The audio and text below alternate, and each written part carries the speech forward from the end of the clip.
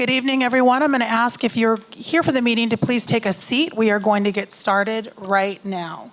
It is 7 o'clock, and we are calling the August 19th meeting of the Altadena Town Council to order. We haven't gavelled since November. Before we get started, I wanted to recognize that on July 21st, I'm going to ask you to silence those phones. Thank you. On July 21st, we recovered the remains of the 19th Altadenan who died in the Eaton fire. We are going to take a moment and ground ourselves and recognize his memory. His name was Juan Francisco Espinoza. So please take a moment of silence in his memory.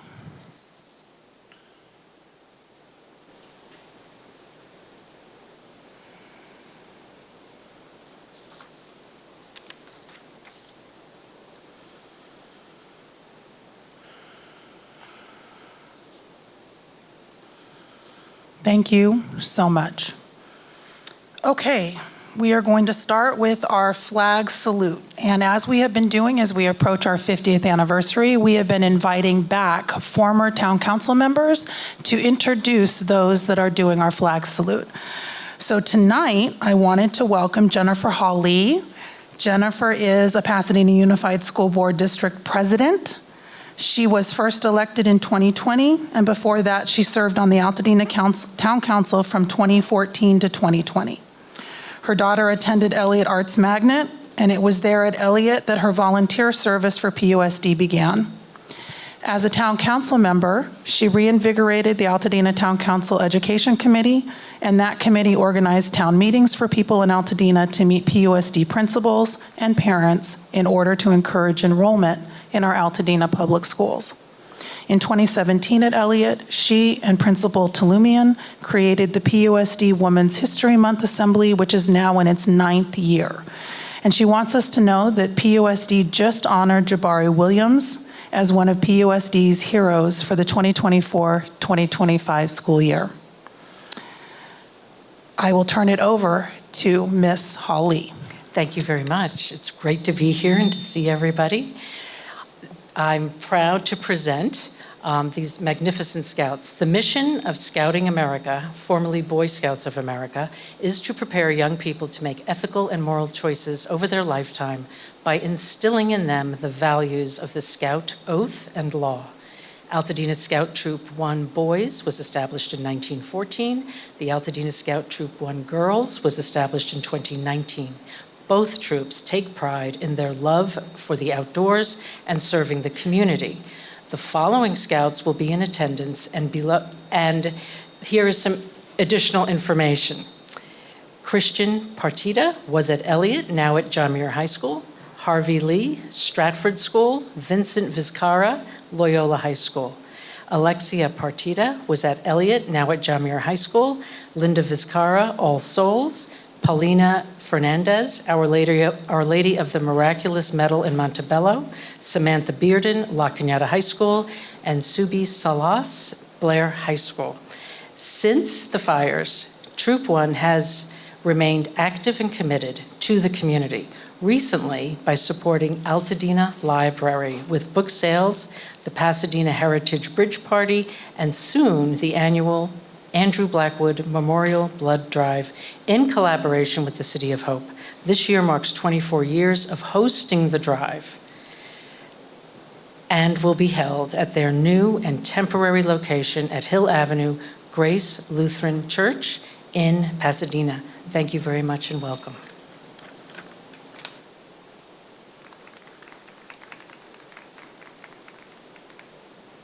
Color guard advance.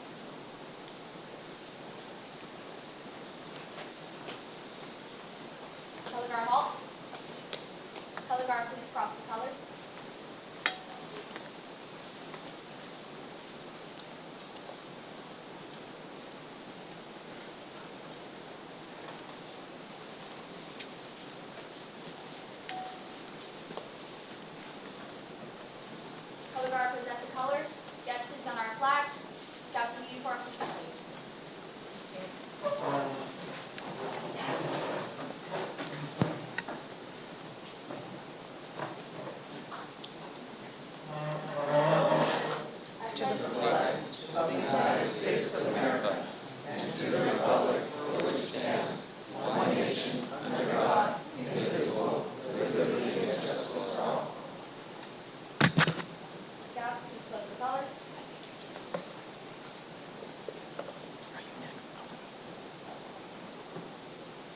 number 2.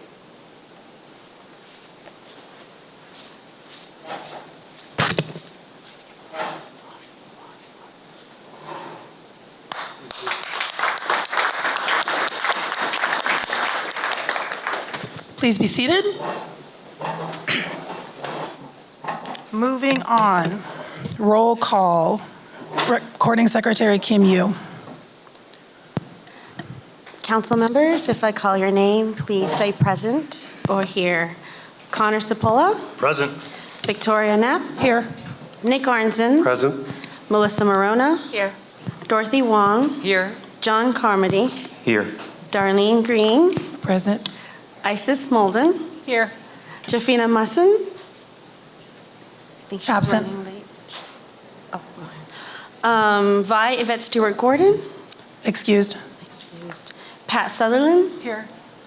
Justin Moramas, Excused. Reginald Wilkins, Present.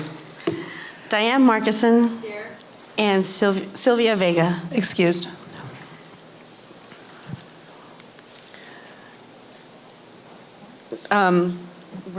We're missing 3.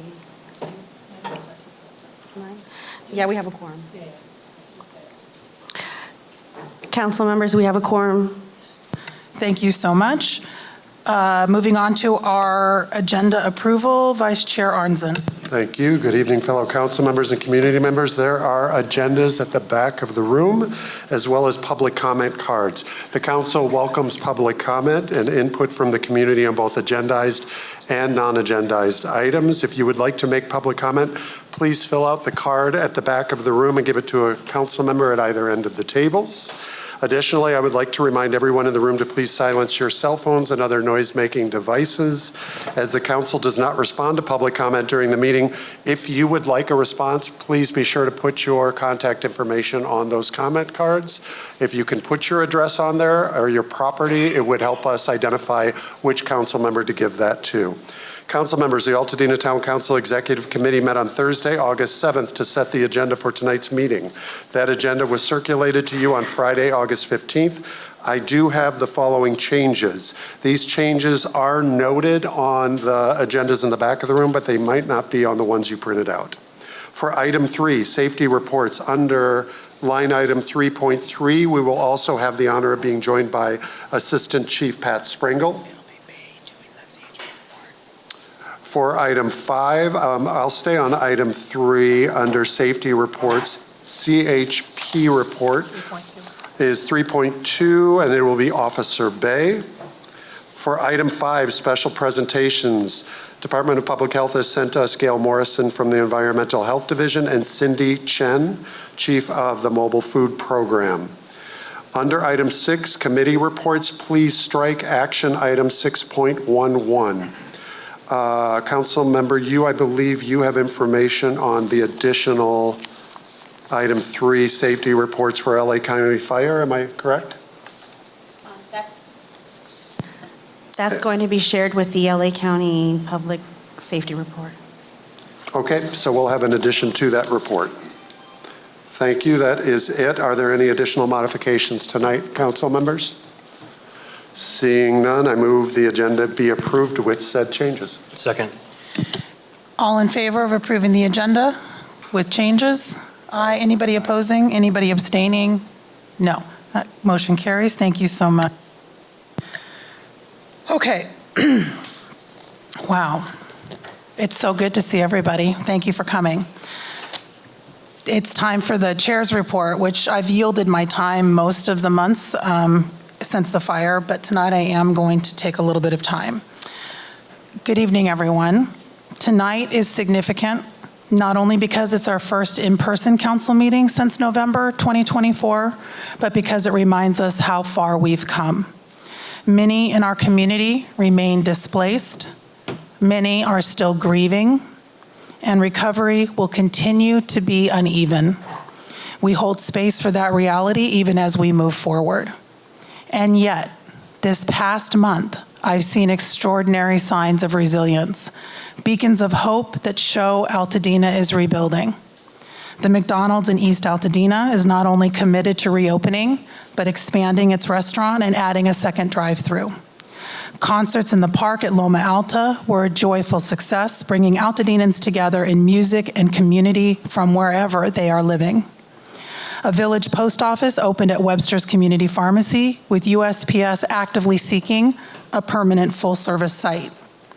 Funders toured our parks, including Eaton Canyon Nature Center, and committed new dollars for projects.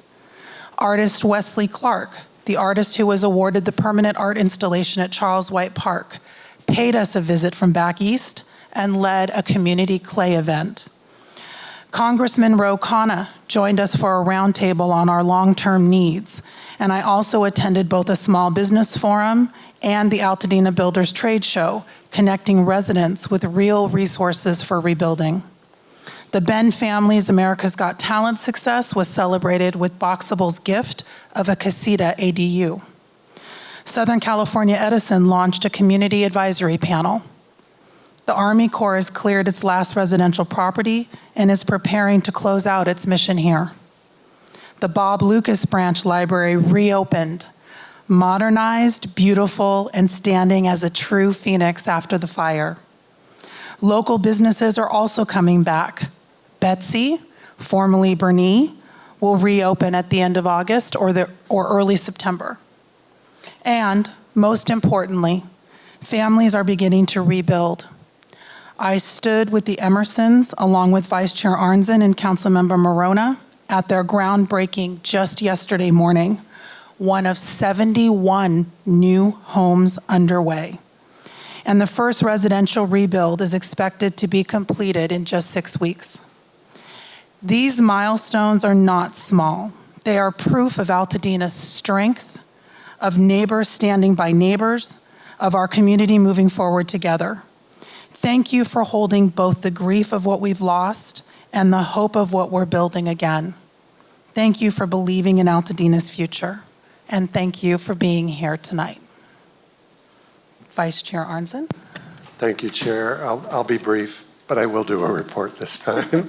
I do want to add the work that the Army Corps, kind of in tandem, FEMA, Army Corps, and Public Works, our county, they made it a miracle what they did, getting our lots cleared in an efficient and careful, compassionate manner. So I show great gratitude to that. I just want to express, without going into deep detail, how healing it's been to watch the things you've just mentioned, Chair, and watch this community find these creative ways to stay connected, because we had to get creative and to hold each other up. And we were warned from the beginning by other fire-ravaged communities to keep an eye on your community. There's a chance they'll turn on each other. That's what they've all experienced before. So I go out every time and I try to remind people that that is a potential to happen.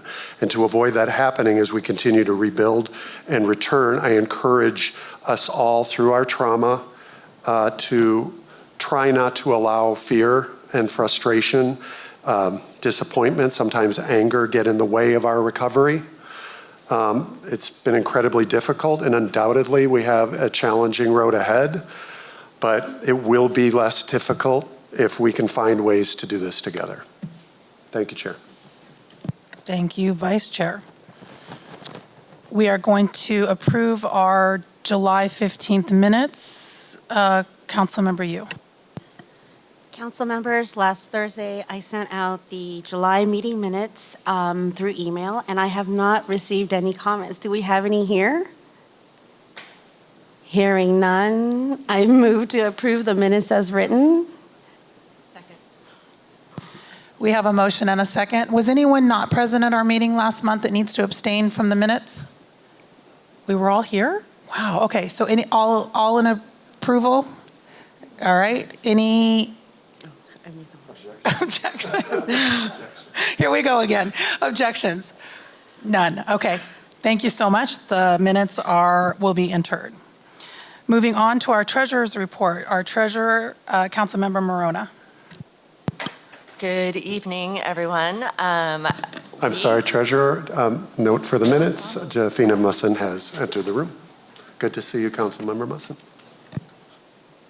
I don't like begging for money anyway. So we are self-funded, and as such, we are all volunteers who get to serve the community, and we're excited about that. But to be able to put on different things, to be able to do any kind of copying and that type of thing, we pass the basket, this fine can. Basket?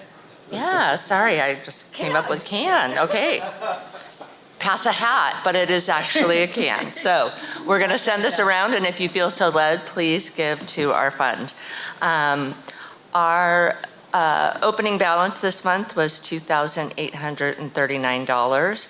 We received quite a large deposit of $5,000 from the fire aid money to assist with those things we spoke about before. We had an election fee donation of $35, Google Office fee of $140, and flyers for the Builders Fair at Loma Alta Park, $124.64. Our closing balance is $7,609.51. Thank you. Did you want to clap it up for that? It's ever had. The whole time I've been here, for sure. All right. And we thank Fire Aid for that, and we thank Fire Aid for its commitment to many Altadena nonprofits. All right, we are moving on to our corresponding secretary's report. Councilmember Topola. Thank you, Chair. It's good to be with you all tonight. I want the council and the community to be aware that the letters of opinion have been requested of the council on two specific topics, including the governor's proposed redistricting and Senator Perez's SB 782 bill, which essentially requires the county to be the central notification system for anyone who's trying to sell land in fire-impacted areas. So over the course of the next month, we'll be drafting those letters. We'll have space for comment and opinion, and then we will report back to the community and to all council at our next meeting. Thank you. Thank you, Councilmember Topola.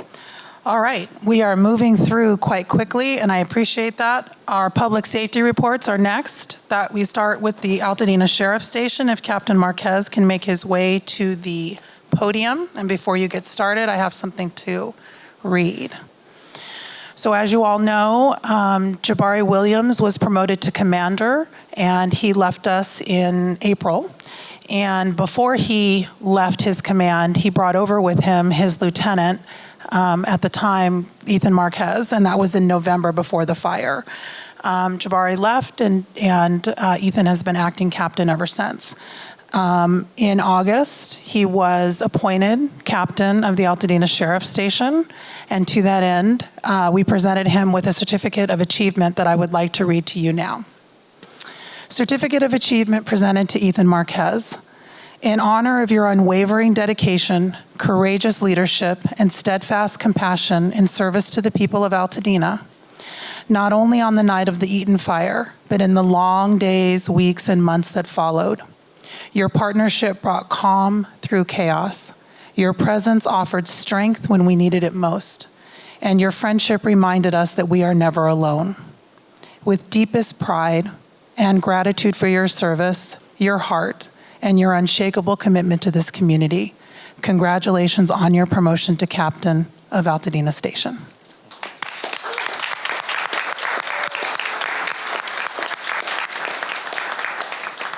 The floor is yours. Thank you. Is this working? I don't really know what to say, but thank you very much. I appreciate that. Those are very kind words. I just want to get down to what's been happening in Altadena the last month. Everything continues to go in the same trend that we're looking for in terms of crime keeps continuing to go down. The biggest fall right now is going to be in the residential burglaries. Last month we had 8 residential burglaries. The previous month we had 10. At the height, after the fires, we'd had 56. So it continues to go down tremendously, and that's really through the efforts that the station and the Sheriff's Department have put forward. We still have roughly double the size of our staffing that we had before the fires. And the Sheriff's Department and the County of Los Angeles have really made an effort to make sure that Altadena is supported in terms of crime fighting strategies. So that's just kind of on the forefront of what we're trying to do. As far as all of our violent crimes, in terms of assaults, we had 1. Domestic violence incidents, we had 3. And then all the other crimes, they continue to say, I mean, there's going to be other crimes like thefts that we've had that are still up there, like 8 vehicle thefts or vehicle burglaries. And then, so those are the kind of things we need to kind of work on, focusing on people leaving things in their cars and cars getting broken into, not to leave items in your cars. And we'll have to figure out some kind of campaign measure to kind of put out a PSA type thing, a message through social media to make sure you don't leave things in your cars to let people steal from. But like I said, the biggest drop, the most significant thing we've done is lower the residential burglaries in Altadena. And one of the crime fighting strategies we've had recently was a fencing operation. And I put together a video to let the public know things they could do by putting up fencing around their property, putting up no trespassing signs, and also signing a letter of agency at the station so that if somebody does come on your property when you're not there, the sheriff's department could arrest the individuals on there. Or even if there was squatters coming on to set up an RV or to pitch a tent on your property, we could effect an arrest and remove them for you, and not have to go through normal channels of trying to, I guess, remove them without you being present, and that would be very difficult. So, but one of the strategies, like I mentioned, was the fencing, and I'm going to bring up Team Rubicon. We have partnered with Team Rubicon to offer fencing at no cost to people in the community. We're really looking towards, and it's something that there's a couple different agencies involved. Obviously, there's the Rotary of Altadena have assembled a list of individuals that either they're not uninsured or they're elderly or they can't produce or they can't provide fencing for themselves. And that list was provided to our partners here at Team Rubicon. This is Noel Middleton, and they have gone out and been able to put fencing around Altadena for what is it, just over 100 people so far? I'm gonna let Noel talk, but why don't you come in, Noel? Good evening, everyone. My name is Noel Middleton. I'm the Los Angeles County Metro Administrator for Team Rubicon. For those of you who don't know us, Team Rubicon is a veteran-led humanitarian organization that helps communities prepare, respond, and recover from disasters and crises. We are 15 years old. We are based in Los Angeles. We are all volunteers, and this is our third operation in Altadena. We started with sandbagging and defensive structures during the mud flow questions during the rains. We moved on to vegetative debris removal following USAID's crews to get anything that was left over. And while we were doing that last month, Captain Marquez reached out with this idea of the fencing project. We specialize in doing projects quickly and efficiently at no charge to the people or the communities we serve. We are 100% donor funded. So I took his request, went back to Team Rubicon. We've had several great donors provide materials monies, and Team Rubicon's donors are providing other monies. To date, we have completed 105 homes in barrier fencing. We have 147 remaining work orders in our system, and 170 requests for assistance. So we are using a request for assistance we got during the fire and the list from Rotary, and we will continue those efforts at least through the end of the month. We are evaluating whether or not we can go further into September. We have secured a base here in Altadena through the 15th, and so we will be evaluating. The second part of this project is we have developed a project planning guide. Team Rubicon is a member of the Emergency Network Los Angeles VOAD, collection and organization that allows all of the nonprofits in Los Angeles County that provide disaster relief and community services to work together. We have come up with a project guide. We will be sharing it with the other NGOs in the hope that they will take on some of this project and carry it on into the future. And so that's what we're doing. And we're based here at Arts Magnet School, and we will be here after the meeting for anyone who'd like to ask us any questions.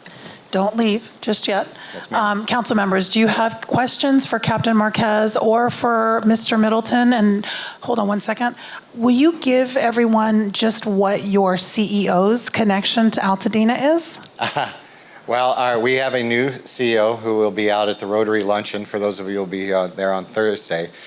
Jim is actually a resident of Altadena. He's a former Navy SEAL.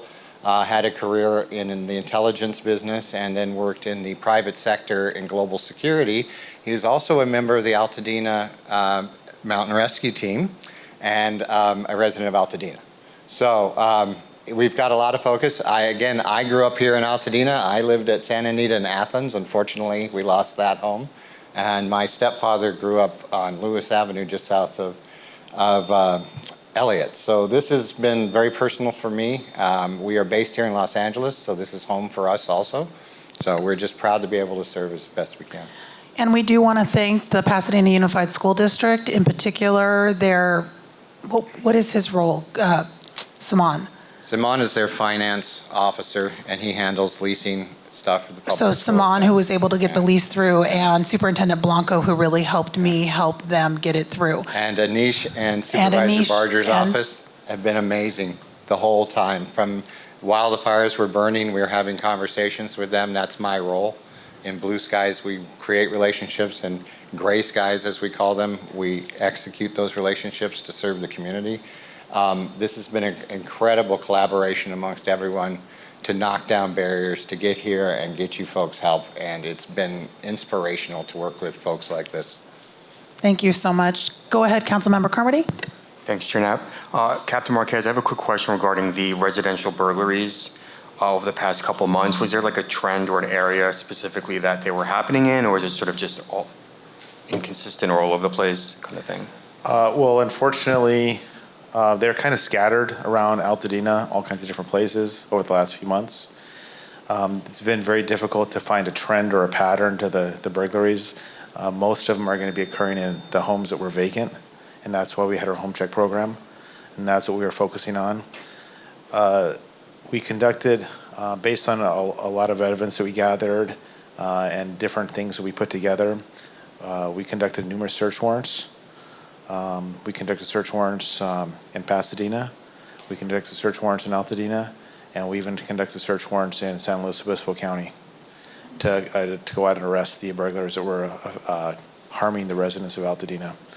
Unfortunately, there were several individuals that live in Altadena that were causing most of the burglaries, and we've arrested them. But that's not, our story's not over here, and we have to continue with our efforts and not let our guard down, because as soon as we do, they'll be back. Thank you. And Councilmember Carmody, I know you're not getting your town council emails, but when he sends out the report, there's a map included, and it sort of tells you where all of the things are. So have we gotten, what's happening over there? Did we get him fixed up? No? We're laughing. Okay, so we're going to get you July and June. Okay, he's working on it right now. Great. I'm sorry, I didn't get you on the email. It's not you. It's not. It's internal. It's internal. No. Yeah, we got to fix it. It's Connor's fault. Okay, any other questions for Captain Marquez or for Team Rubicon? All right, congratulations to you, and thank you so much for everything you're doing for Altadena. We appreciate it so much. Thank you. Do have one more thing. We have our bus pull this weekend, and I just wanted to find out if I can ask the council a question. Who is going to be on the bus pull team? Nobody out this day is. No, I'm just kidding. I would be shaking in my boots if I were you. Oh, you have no idea what's coming. Hold on. He's going to answer you. Go ahead. It will be the 1, 2, 3, 4, 5 of us, and there's one more. Who's the other? Sylvia Vega. It was going to be Sylvia. No, it is going to be. You want to step in? Yeah. Okay, so I Isis am is a going to little step. nervous now. You should be you should nervous. wait We're to see supposed what our pull team a name bus. is. We're going to all put our backs out. So for everybody that does not know, we have a charity event this weekend at First City Credit Union at 500 West Woodbury. It's right next to Lincoln and Woodbury. In the back parking lot, we'll be pulling a 50,000-pound bus. There's a number of teams. It can be up to 5 people, maybe 6 or 7, maybe. They're pulling it for a distance up for the one with the shortest amount of time pulling the bus wins the competition. And it's basically, we've raised a ton of money for residents of Altadena. So if you have nothing to do on Saturday and you'd like to come out and support us, there's going to be a lot of people there, and KTLA will be broadcasting live. So all right, thank you. Captain Marquez, did you say where it was and what time? And I missed it. I'm sorry. He did. I didn't say it's the event starts at 8 a.m., but the bus will start at 9 a.m. Thank And it's you. going to be at 500 West Woodbury at First City First City Financial. Credit Union.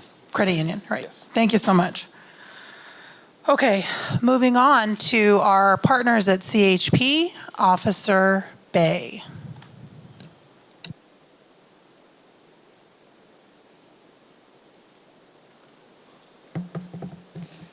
Good evening, council members, members of the public.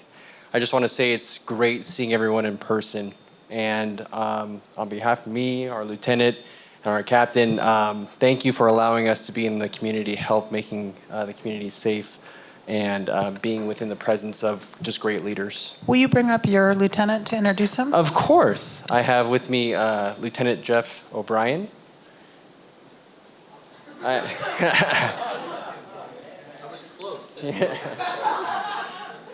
He is recently promoted into our area. He's been helping our commander, Captain March, with all of the logistics, both personnel as well as field personnel. And he's kind of a lot of behind the scenes, makes our office run really, really well. Lieutenant? Lieutenant Jeff O'Brien. Obviously, I'm new to the area, so if you have any questions, especially related to traffic, or not traffic, but just directions in general, I'm not the person to ask, probably. Not the person Am I to not ask. close enough or too close? Or I did want to say I'm sorry for all of your loss, though. Unfortunately, and fortunately, I guess, I've bounced around primarily mountain communities all 17 years. We had a fire similarly up in Arrowhead where I transferred from this last year. That was my 5th large-scale fire. So the devastation is, I see how it weighs on the community. I have seen, though, that it seems to bring the community closer and help you work better together. Definitely, as law enforcement partners and fire partners, it definitely brings all of us closer. So, Welcome to Altadena Station. thank you. Thank you, Officer Bay. Go ahead. Thank you, Lieutenant. So for the month of, for the month of July, Altadena investigated a total of 8 traffic crashes, which is pretty good because normally we're in the double digits. Out of those 8, 2 resulted with injuries, 1 was investigated for driving under the influence, and 1 was hit and run, while as the rest were just for property damage only.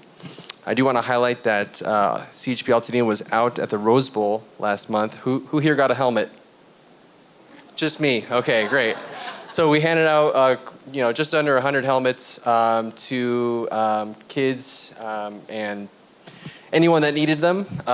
We also want to emphasize that helmets are required when operating any kind of bicycle, scooter, e-bike under the age of 18. We do recommend it at all ages, but currently the law says 18 and under, or under 18.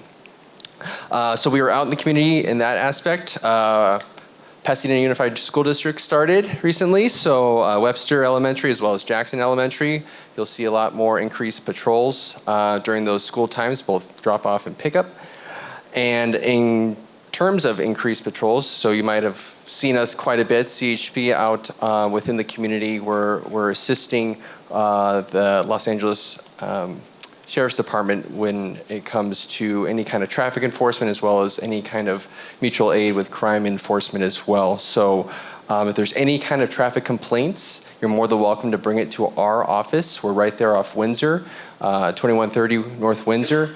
Our phone number is 626-296-8100. Any kind of date and time, the type of violation or complaint that you may have helps us a lot when it comes to finding and correcting those violations. I also want to address that we have 4 new officers within our ranks as well. They just started last week from the CHP Academy. They are very eager to learn the area and be a part of the process out here. That concludes my report. Are there any questions? I see. Go ahead, Councilmember Markison. Oh, sorry. Thank you. I'm Closer, Diane. So Closer. Closer. okay. I just had a quick question about if you're keeping an eye on Webster as well, because we have a lot of U-turn parents on Washington. Yes. Yeah, okay. Yes. So we've highlighted that to be one of those corridors that, especially during school times, gets very congested. We have parents making the left-hand turn, going eastbound, making that left, which can be very, very dangerous. We have officers out there with radar and LiDAR equipment too to get good speed verifications as well. Thank you. Of course. Yeah, it's a big help. And I do want to highlight real quick that our commercial enforcement has been increased. So you might see a lot more of our commercial enforcement. We've been placing drivers out of class drivers and vehicles out of service, especially the box trucks and those debris trucks as well. We have active enforcement with that. Go ahead, Councilmember Wong. Hi, Officer Bay. Hello. Hello. Good to see you. Same here. With the start of school, Odyssey, I believe, is starting soon if they haven't already, Okay. and their campuses are now both, one of the Odyssey campuses was the former Avison. Right Yeah. there on Lincoln and Altadena. Yeah, so now we have those two schools, and I've gotten some residents that are concerned just about Okay. safety and flow. Definitely. Yes. We'll definitely add that to the list. I mean, it was there before. I remember the crossing guard, Russ. Yes, Russ. We would always have morning conversations, and I miss his presence in the community. I still feel it here, but Yeah. definitely. I appreciate your help there. Thank you. Of course. Any other questions? Seeing none, I just want to congratulate you. I know you're on baby watch for number 2, so we will Yes. look forward to that announcement Thank soon you. enough. Yes. Good luck. Fingers crossed. I'm not going All to get a whole things lot of crossed. sleep, but that's how it goes. But thank you very much for your well wishes, and yes, We'll see you out in the community. thank you very much. Thank you so much. Okay, bringing up LA County Fire Assistant Chief Sprangle and Maria Greiken. And Chief, my God, I really cannot talk. No. I need just a minute of your time, which I'll get when we do our special presentation. I just was asking you, Pat, not to leave. Oh, okay. Okay, for him. Okay. Please go, Maria. Okay. So good to be back in this building in person. So nice to see everybody. So welcome back. For the month of July, this is kind of wonky, there were a total of 189 responses, no fires. So no fires to report in July, that was good. 144 medical calls with 115 patients transported. We responded to 5 traffic collisions. One of those was what we list as vehicle versus pedestrian, but it was a bicyclist. A young teenager, thankfully only suffered very minor injuries. But as Officer Bay mentioned, and it's worth repeating, those bike helmets are very, very important, and the law, and a great recommendation for everybody, even if the law doesn't apply to you. Unfortunately, this young teenager was not wearing a bike helmet, so that's why I wanted to stress that. That is it as far as the statistics go. Our safety tip of the month has to do with lithium-ion batteries. I'm starting to plug this a little bit more often now because these are all around us and they are everywhere. They power smartphones, laptops, e-bikes, smoke alarms, and cars. So it's just really, really important to pay attention to how you're charging these, that you're only charging them with the cords that came with that particular device, that you're not interchanging, especially when it comes to your cell phones and things like that. Don't put them under a pillow or charge them on top of a pillow or a bed or any soft surface. Make sure they're on a hard surface when you're charging them. And when they're done charging, stop charging them. So that's another important thing. People tend to just leave them plugged in all the time. So it's a good idea to unplug them when they're fully charged. That's it, unless there's any questions for the report, and then I will turn it over to Chief Springle. Any questions for Maria? No, I just wanted to say to the folks in the back, there are seats all the way up front. So please come sit. Please come sit. Thank you. Okay. I think we're good. No Done. questions. Thank you so much. So good to see you too. Thank you for the hug. I appreciate it. Thank you, Maria, and community and council. Very good to be back in person here. I just want to talk a little bit tonight about our upcoming weather event that will be starting tomorrow morning. So we are going to be, for most of LA County, going into red flag conditions. That is going to be tomorrow morning, 6 a.m. through Sunday, 6 p.m. They are putting the red flag for this weather event on the interior mountains of LA and Ventura County, Santa Clarita Valley, and Antelope Valley. If you look on the map, it may not include parts of Altadena, but just because we are on the peripheral of that map, we're still going to be in a weather condition that's worth speaking about.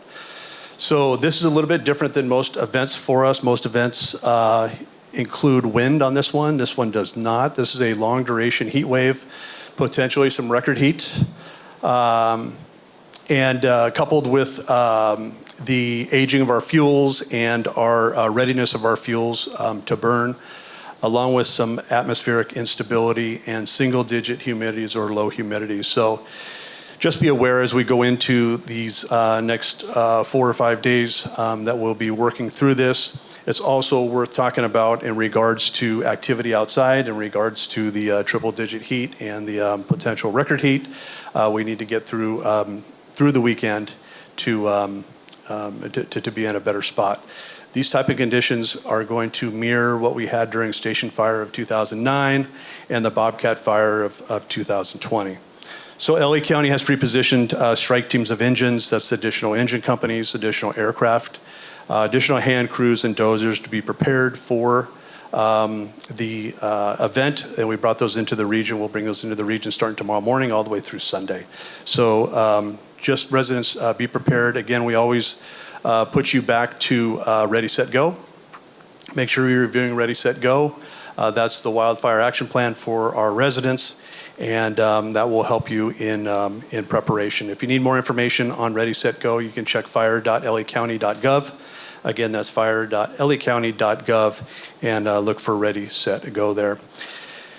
I want to also bring up Deputy Fire Chief for us, Nick Duvally, to speak a little bit on the water topics and updates as it relates to restoration and recovery, and then I'll come back to it. So, Chief Duvally. Thank you, Council, for the extra time tonight. Hopefully I'm bringing some good news in the whole wake of everything that's going on. So the fire department has been working with Department of Public Works, LA County, and all 5 water companies that service the Altadena area for the last 4 months. At times where we are meeting every week to work on a lot of different projects, but the project I want to talk about tonight is the fire flow form, the 195 form that probably a lot of people are starting to hear about. So we identified this a long time ago as a way that we could streamline a process and save the residents from going back and forth between the one-stop center, building and safety, the fire department, and the water companies. It'll also save a little bit of money for everybody going through the rebuilding process. So what we're going to do is the fire department is been able to get with the water companies and obtain and work on all the data and information we need from the fire hydrant and water systems to utilize towards that filling the data out on the 195 form. That tells us, the fire department, since we don't own the water departments, that there's enough water in there to meet the requirements of the fire code. So that form is going to be filled out by the fire department, shared with building and safety, and it will take the applicant out of the equation entirely. So that will also eliminate the fee that the water companies were charging for that. So far, we have all the information we need to make this go live with 3 of the 5 water companies. So I'm not going to wait for all 5 water companies. We're going to go forward with the water companies we have. We're hoping to put that into play as early as Monday. And when we do that, we will give you a written notification, and we'll follow up and announce it far and wide that the applicant will no longer need to do that. If somebody's in the process but hasn't gone forward with it, all we need to do is we'll coordinate with building and safety, and we can take care of that process internally, taking away just a little piece of the process from everybody. So I hope that's a little piece of good news for everybody, and we'll keep everybody informed as to where we are on implementation. With those that have already submitted their plans and had them approved, what happens then? So then if the plans are already approved, then that is a process that's already done. I think I know where you're going You with know the where I'm question. going. Yep. So the Board of Supervisors has given us the authority to not charge fees that the fire department charges. The fees that are charged are from the water department. So I don't have any control over that. Thank you for that. Any other questions? Go ahead, Councilmember Wong. Sorry, I don't know if you can answer this question, but if a resident wants to add an additional fire hydrant, how does that work? We would never say no to that. And that would have to be coordinated with the water companies. It's their system. We can advocate on their behalf and try to coordinate that. So it's not a cheap process, even if the cheapest prices are not that easy to get over, but we'll work with the water companies. We'll be more than happy to help push that forward. Council members, go ahead, Councilmember Arnzen. Thank you. And thank you for your question also. I would say if you can make sure you make yourself available in the lobby, there might be residents with questions. At the council meetings, it's only the council members that will be asking you questions, but I want to make sure you're available to the residents with those. And I also want to point out, you've mentioned county in this process, and county is a bit of a punching bag because everything that's not happening right, they tend to get heard about, and everything that's happening right, I just don't want to bury what your great work, also mentioning that I appreciate the county working with you to make that happen. Thank you. Okay, go ahead, Councilmember Molden. I was just seeking clarification on the whole rule of 500 feet within a new build structure. Does that still stand for fire hydrants? The spacing of fire hydrants, we're going to we can't really change that, but we're going to work with it, and that's one of the components we're working with the water companies on, to identify areas that may need a little bit of work on, and we're working collaboratively with them to try to fix those areas, and that will be done on a more of a planned basis from our standpoint. So we're working with them. Okay, any other questions? And any questions for Chief Sprengel? Go ahead, Councilmember Wilkins. Given that we're going to have record-breaking heat, not record-breaking wind, but I mean, I can imagine people are going to, smoke is going to cause a lot of issues right now. So what can we do right now to prepare for something that might happen with record-breaking heat happening, through Sunday? I mean, I like to be proactive. There's something I can do, like clear some brush, some zone zero stuff myself. I don't want us to be passive and just hope bad things don't happen. So what can you tell us we ought to be doing in case something happens with this crazy heat and humidity? Okay, so first off, just from a health aspect, I would just make sure that we're monitoring our activity outside. So let's just be aware of excess activity as it goes into the weekend and what have you, just to deal with the heat. Second to that, all the stuff that we would typically do going into the fire season with mitigating into the brush and preparing our homes and making sure that we're good. We always look at the overgrown grasses. We always look at the overgrown brush adjacent to our structures. We always look at the leaf litter, either in the valleys of our roof lines or on our gutters and what have you. Those are the big ones as we prepare going into the season, but going into the weekend also be vigilant and just be aware of any ignition source around any brush. Thank you, Councilmember. Okay, great. It was so good to see you tonight. I will find you in the back in a minute. Thank you so much for coming to explain that. That's very good news for those that are rebuilding. And no other questions, right? Okay, great. We're going to move on. Thanks so much, Thank you. Chief. All right, we are moving on to our community reports. First up is the United States Army Corps of Engineers, Lieutenant Wirt. Lieutenant Colonel Wirt. Thanks, Victoria. I was lieutenant 16 years ago. but appreciate it. Dude, I get it. I get it. It's all good. It was Sonny's fault. He texted me from Hawaii to tell me to say that. Oh, really? Okay. Yeah, just Well, kidding. I will Roger up because he outranks me. And it was great, as a former Eagle Scout myself, it was really cool to see the troop here to present the flags. And so, real briefly, I'm Lieutenant Colonel David Wirt. I'm actually stationed with the Portland District, U.S. Army Corps of Engineers. I've been here since mid-June and officially took over for the impact areas, both Eaton and Palisades, last Tuesday. And it's been incredible to see the progress thus far. As Victoria mentioned, last Thursday we held our final PPDR, private property debris removal event at 3060 Fair Oaks, and we completed that on Monday. So we've done over 5,600 parcels here total, and we're getting close to returning all those rights of entry back to the county to help with the rebuild effort. Within the last week here for public parcels, we finished several on Lake, including the cleaners, that multifamily home off Marchetta, the brake, I think it was a mechanics brake lube store. We finished the Altadena DPW yard, the Eaton yard, the Pasadena Police Training Center, and the Don Benito water reservoir tanks, which was a really complex project. So the real question is, what's left? We've got 3 projects left here in Altadena. First is the Elliott School. As you likely know, you see that every day. I'm glad to say that's on schedule, actually probably ahead of schedule. We think we'll be done by Labor Day. And that is the demolition of the auditorium and the science or 6th grade wing. I keep getting corrected on that one. Went smoothly, and the debris is almost out. So if there is interest in hosting a walkthrough or some sort of final event for Elliott School, please let me know. The next project is the Forest Service cabins. Don't know if you guys really even know where, but there are 8 residential cabins up in the Angeles National Forest.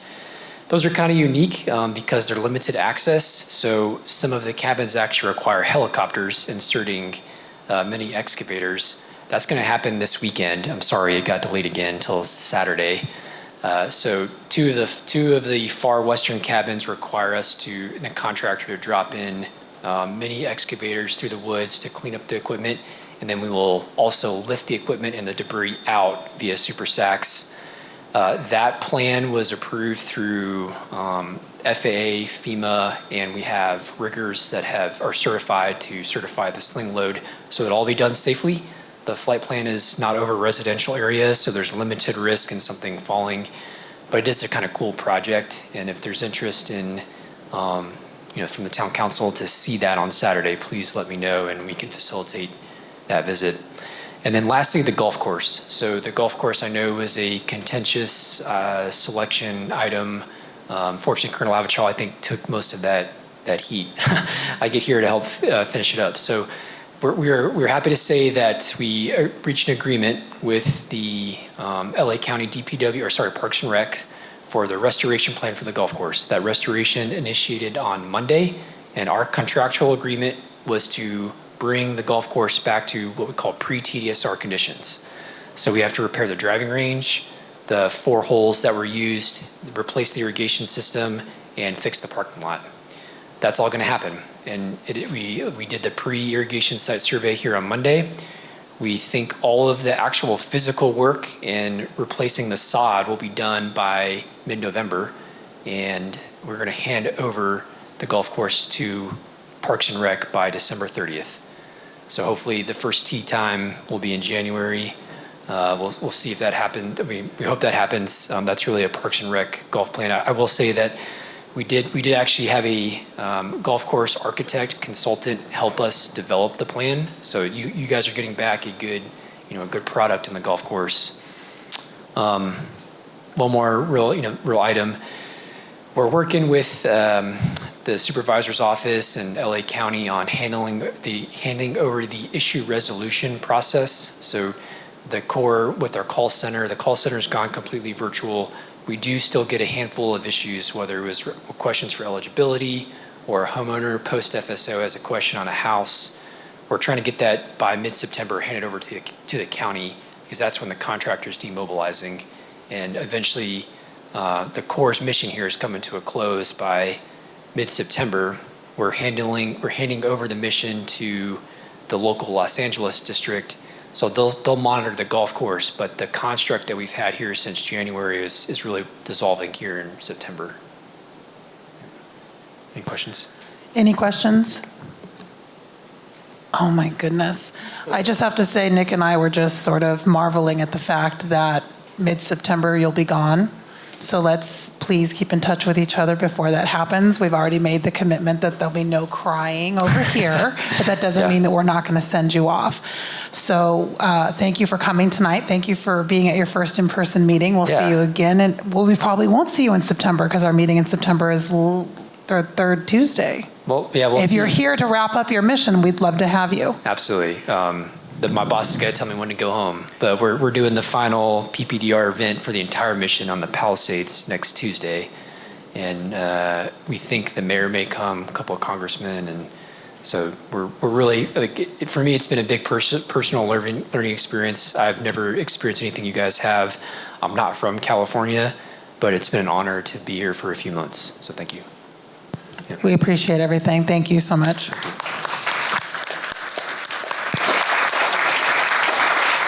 Okay, we are moving on to our Community Coalition for Altadena Recovery, as we like to call it, CCAR, and that report will be delivered by the Director of Altadena Recovery, Anish Soraya. Thank you, Chair Knapp.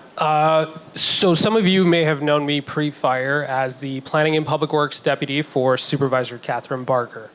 But post-fire, probably a couple of days after, the supervisor looked at me and said, instead of doing all of the work I do for all of the 5th District, she said, you need to spend the rest of her time in office making sure that we focus all of our efforts from a land use, rebuilding, recovery perspective for this community. And so, as some of you may already know, my entire focus for the duration of the supervisor's term is to make sure I am her, along with Susie Niemer, the wonderful Susie Niemer, we're here to be the eyes and ears on the ground to make sure that we are addressing all of the challenges and issues the county can help influence.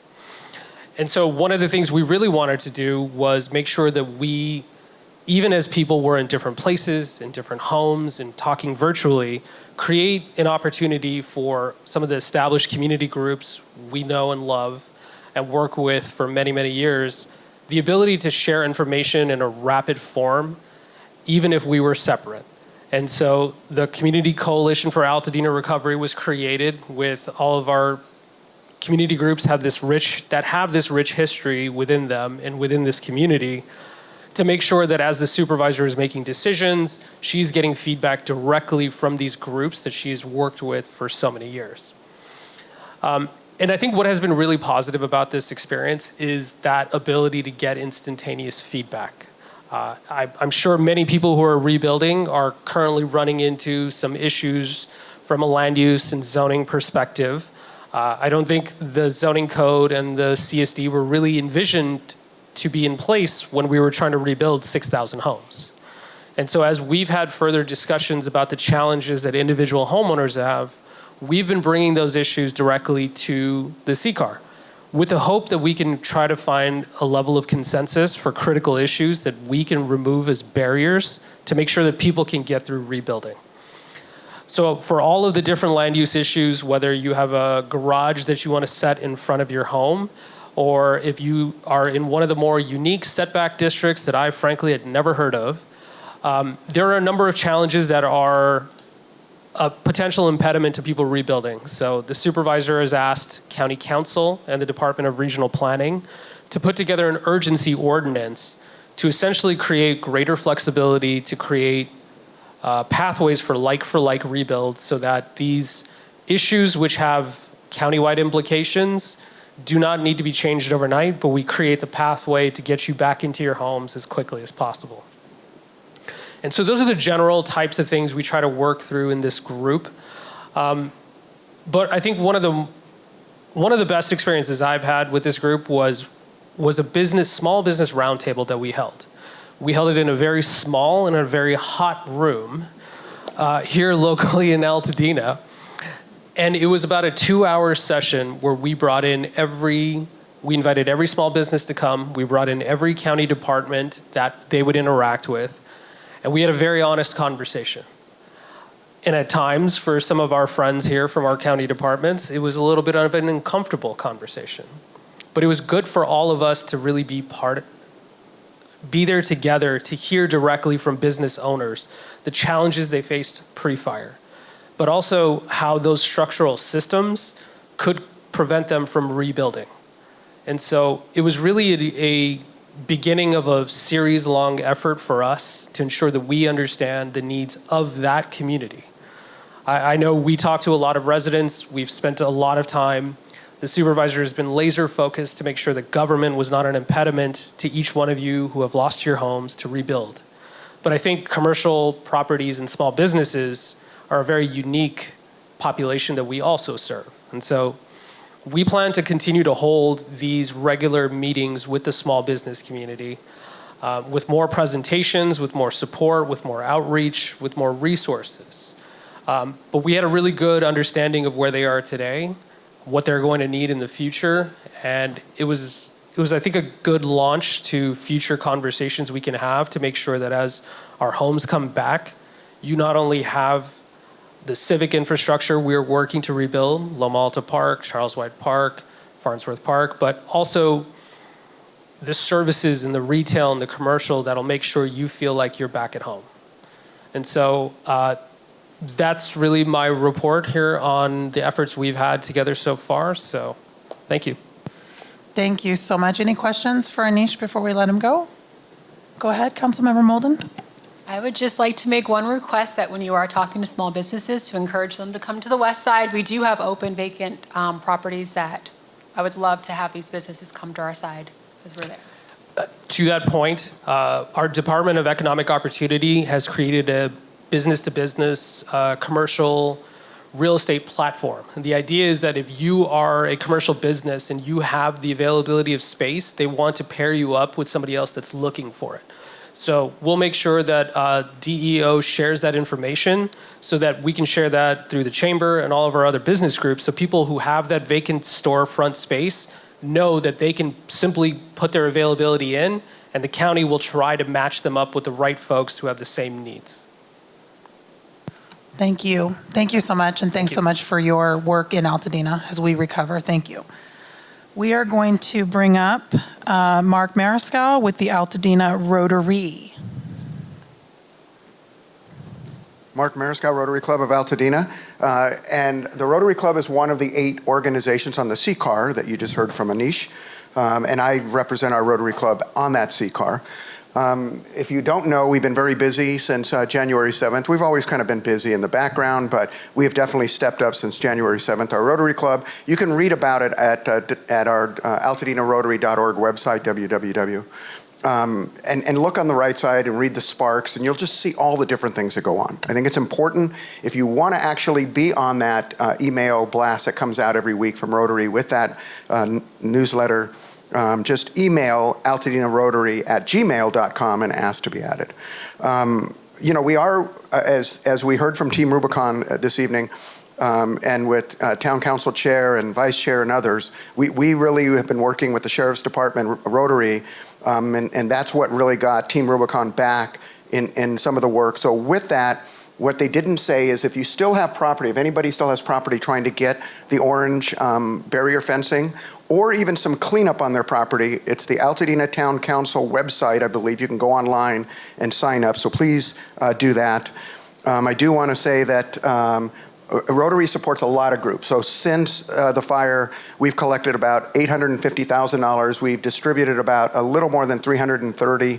We're going to be distributing another $50,000 to $75,000 before the end of the year. These are all small grants, $500 to $5,000. Nonprofit 501c3s have to make the request. But we just opened up a new program last week, and we've had two community groups use it, block captains, Neighborhood Watch, or town council members, look, anybody, up to $300. If you're going to have something in 2 weeks, you want to do an ice cream social, go to grocery outlet, we pay the bill for you, okay? So those kind of things are available. Again, you can send an email to altadena@gmail.com, and then we'll follow up. But there is a form, and Deb Haberstadt is in charge of that. And just some of the things that Rotary's doing throughout the community. So this Thursday, if anybody wants to go on our Rotary dime, because we kind of sponsored it a little bit, is Children of One Planet. They're having their little event at the Western Justice, whatever that is, 55 South Grand. Just tell them Rotary sent you and they'll let you in. Or tell them to bill it to Mark. Somehow it'll work. We do have a community, our next community pancake breakfast is October 4th in the morning at Grocery Outlet parking lot. And we're hoping this time to really get 750 people, not just the 400, 450. So feel free to get that. Some of the other things we do, we're going to be helping CTLA on December 6th. Again, as we do, they're working with Nikki and her staff at the library. But one other thing we're doing, and so I want a couple dates on your brain here, is January 4th, we're already in discussions, Rotary, along with some others in this room, about a 5K, 10K run. Put that on your calendar, January 4th. It's a Sunday. And then January 7th, the 1-year anniversary, there's a whole bunch of groups getting together. Rotary just happens to be one of them, talking about the 1-year anniversary. So we're working on that. And so with that, if there's any questions, if not, I'm gone. All right. I don't gone, just in the back. Gone with the wind. Yeah. All right. Thanks so much for being here, Mark. And thank you for everything that you and the Rotary have done since this fire and wailed before it. Thank you. Clap it up for the Rotary. Okay, we are going to bring up our library director, Nikki Winslow. I will vacate my seat. Yeah, I'm making you move, sorry. All right. So good evening, town councilors and community members. So good to be back in person. Thank you for having us as usual to provide library updates. So in case you didn't hear, even though it's been said a couple times tonight, hooray, our fabulous Bob Lucas Memorial Library and Literacy Center is now reopened. After 15 months of renovation, thank you to many of the council members for being at our ceremony and ribbon cutting this past Saturday, as well as to Chair Knapp for your very heartfelt message during the presentation, along with over 500 other attendees that were so excited to see our new library. If you weren't able to make it, I highly recommend you go see our gorgeous newly renovated library. So next slide, which is where I will let you know that our Bob Lucas Library is now going to be open Monday through Friday, 10 a.m. to 6 p.m. I did mention at last month's meeting that we believed it would be open 7 days a week, but with us having 3 sites for the next several months, currently Bob Lucas will be open Monday through Friday. Just a reminder, all of our sites will be closed on Monday, September 1st for Labor Day. The main library's hours are going to be maintained as they were, which is Monday, Tuesday, 10 to 8, Wednesday through Friday, 10 to 6, and then Saturdays, 10 to 4. And in case you weren't aware and haven't visited, we also have our Altadena Library at Loma Alta Park. That is open Monday through Friday, 10 to 6, and Saturday, 10 to 4. So we're currently recruiting right now for an adult services librarian. This position will be largely focused on our Fab Lab innovations on our 2 Curiosity connections. So if you know someone who may be interested, please refer them to our employment page on our website. Speaking of Bob Lucas, we're really excited to announce the next phase of the Bob Lucas mural project. That's actually going to be led by local artist Edgar Arsenault, who actually helped create the original mural back in the 90s. So he came back onto the project, and what we're going to do is some community workshops, September 26th through 28th. People will actually be able to participate virtually if not able to come in person. They're going to take all of that feedback and information shared by the community, put together a design, and then we'll all come together to paint the mural October 9th through 12th. So please visit our website, more details to come, but we're really excited to paint a new mural over at Bob Lucas.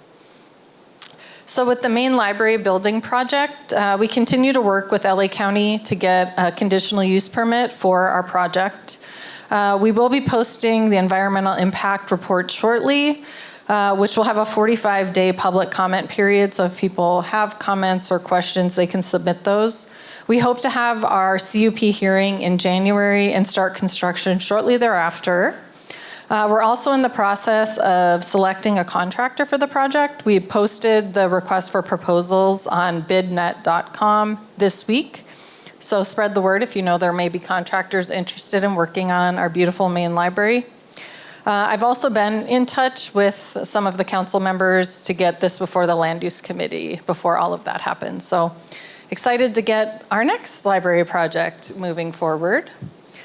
Okay, so district budget, sorry for the very small print, but I wanted to make sure all of this information was available. As I talked about, I believe it was last month, our Community Facilities District Committee met on Thursday, July 31st to set the special tax assessment rate, which is also known as Measure Z, that passed in 2020.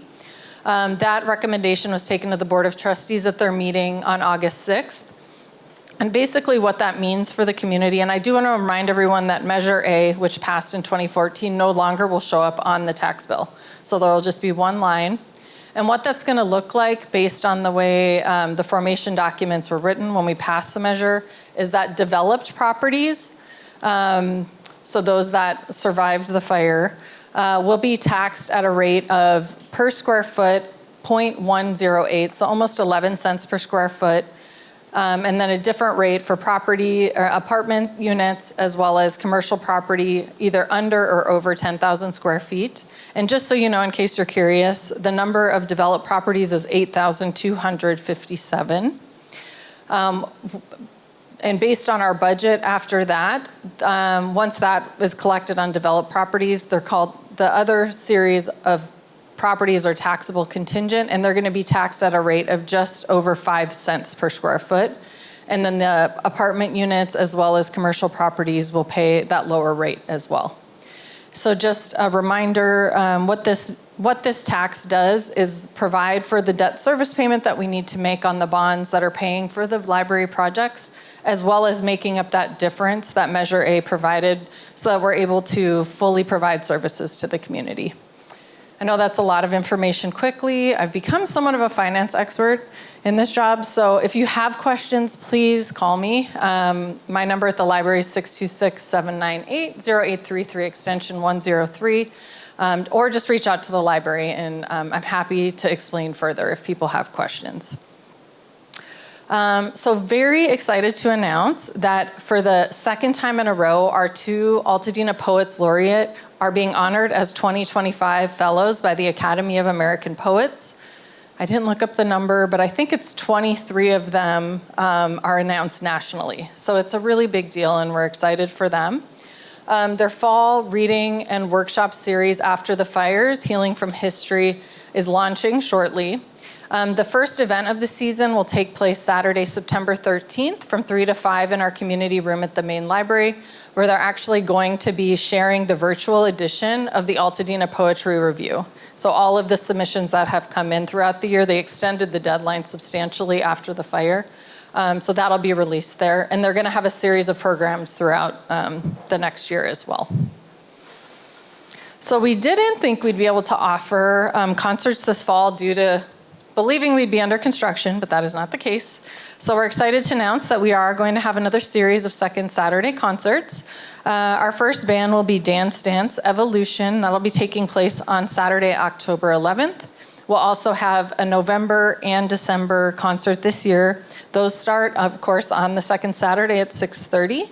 Please come and enjoy an amazing show inside our main library. And basically, we're calling it a countdown to the closure series of programs.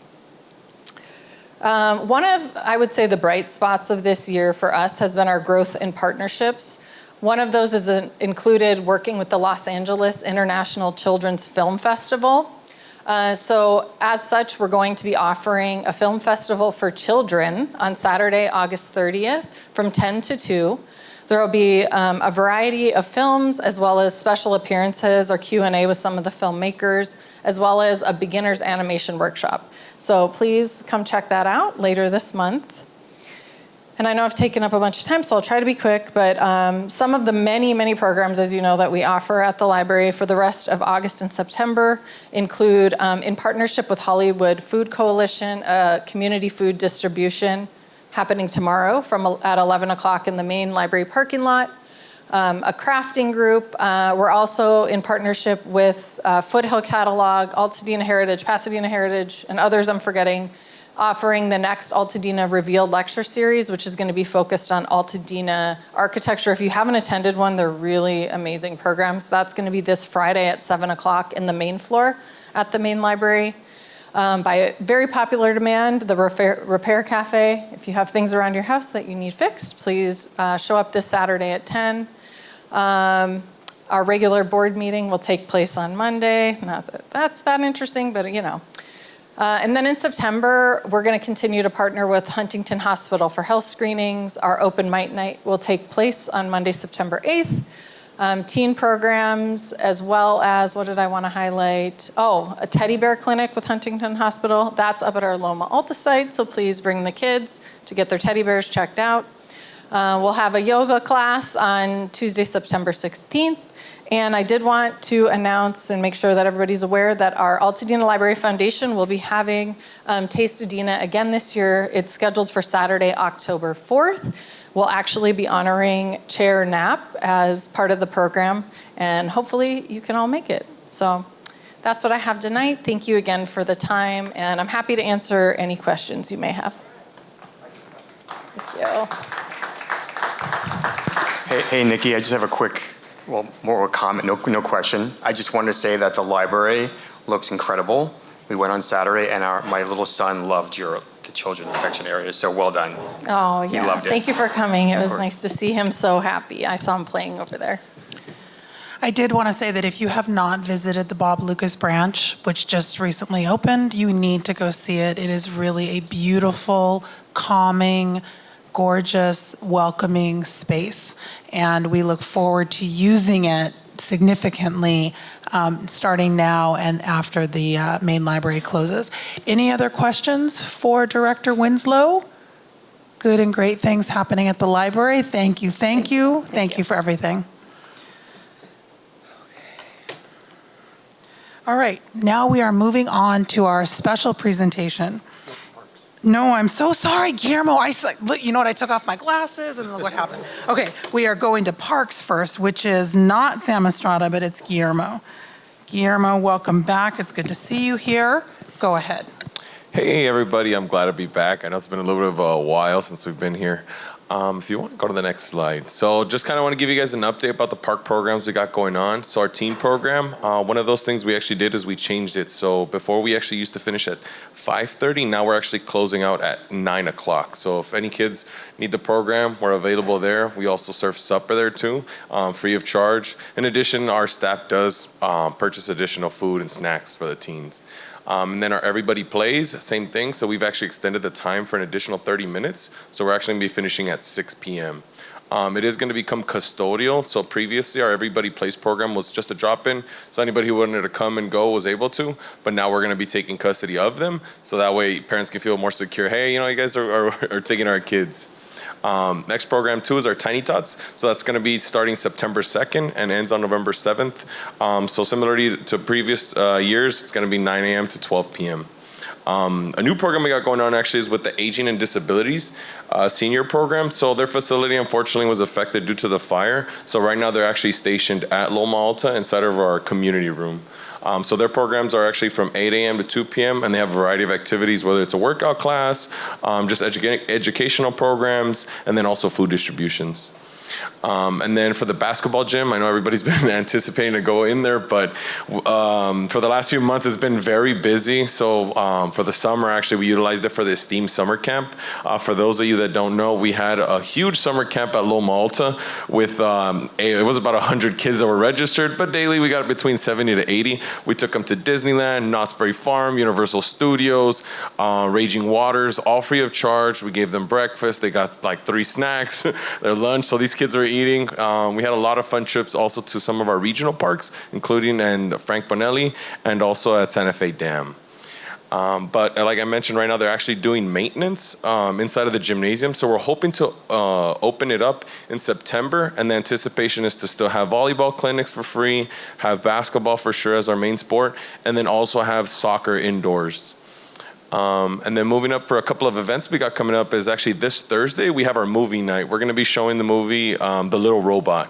So that's going to be starting from 5 p.m. to 7 p.m. And that's going to be at Lower Loma where the Rotary concerts were. And then the following Thursday, we're going to be having our version of summer concert series, as we're going to be having Susie Hansen's band to perform that time. So it's going to be from 7 p.m. to 9 p.m. We're going to have food. Again, everything's free of charge, so come on out. And this one's a big one. We have our community meeting in September. For those of you that aren't aware, but that's actually a great time for you guys to come out to the parks and actually just vocalize anything that you want to see. So what happens is the department actually opens up the discussion for what you think the budget should be allocated, any specific programs. So this is a good time to ask even questions about specific projects that they have going on that either are past due or they're coming up. And then for another 2 events we got going on is our Hispanic Heritage Month. That's our monthly cultural program we have going on. So that's going to be inside of the gymnasium. It is going to overlap with our LA Opera watch party. So the way it's going to work out is the LA Opera is actually going to they have their live performance, and then they're going to have a huge jumbo screen inside of the gymnasium and have it at the same time. So they'll have alcohol if anyone's interested, and some free food for you guys. But yeah, these are all kind of the programs we got going on. Oh, and then lastly, my contact information is there. Charles Carter, who's a supervisor at Loma Alta Park. I didn't include the Charles Farnsworth supervisor. Unfortunately/fortunately, he actually retired. For those of you that don't know, Alejandro Miranda had actually serviced the county for 20 years. He had been working at Loma Alta Park. He'd worked at Farnsworth Park, Crescenta Valley Park, and then rotated back to Farnsworth Park. So we sent him off about like 3 weeks ago. So right now that position is vacant. We're looking to hire a new employee, which is going to be great. I'm going to make sure we vet them so that they can provide the same quality of work that he did. Okay? Cool. Hi. Good news, bad news. Good news is thank you so much for having all of the pool amenities that were there. People really, really enjoyed them. Unfortunately, as you know, it closed as of, I think, last weekend. And so the community was very much understanding of the budget shortfalls, but also wanted me to convey to you that they were really, like if they could donate to keep them going, that type of thing. So just as something next year to keep in mind, they're willing to, they really, really loved it. And so they really wanted me to express that to you. So thanks. And that's one thing I'll make sure I'll share with you guys too is there's going to be a survey for, like I mentioned, the September community meeting. And so the way that they work for the pool hours, it's based on if it's year round or if it's just seasonal. So ours is actually designated as a seasonal one. But again, if you guys vocalize and say, hey, we need a year round, and you guys submit that survey, they can change that. Great. I'll make sure my husband does. He's loved water aerobics. Cool. Councilman Barnson? Thank you, and then we'll go to Councilmember Chipola. Just for clarification, the LA Opera, is that West Side Story? Is that the one there? Yes, that is West Side Story. Councilmember Chipola? This is in no way, shape, or form a selfish question for my daughter's birthday. Online reservations are not up for Loma Alta? They're on paper still, or they are online now? No, so all the other outdoor facilities are actually, you have to just basically go either call them or send them an email. If you want, I can share the information after. Okay. Thank you, council members. Thank you, Guillermo. It's good to see you. Good to see you in person. Thanks for everything you've been doing up there at Loma Alta Park for sure. Likewise. Okay, now we're going to move on to our special presentation, and I'd like to bring up from the Department of Economic Opportunity, Gail Morrison and Cindy Chen. Or not. Wait, hold on. What? Oh, it's all of them. Okay, so whomever is here that wants to do this presentation, everybody come on up. I thought we had in 2 parts. Okay, got it. Let me get out of the way.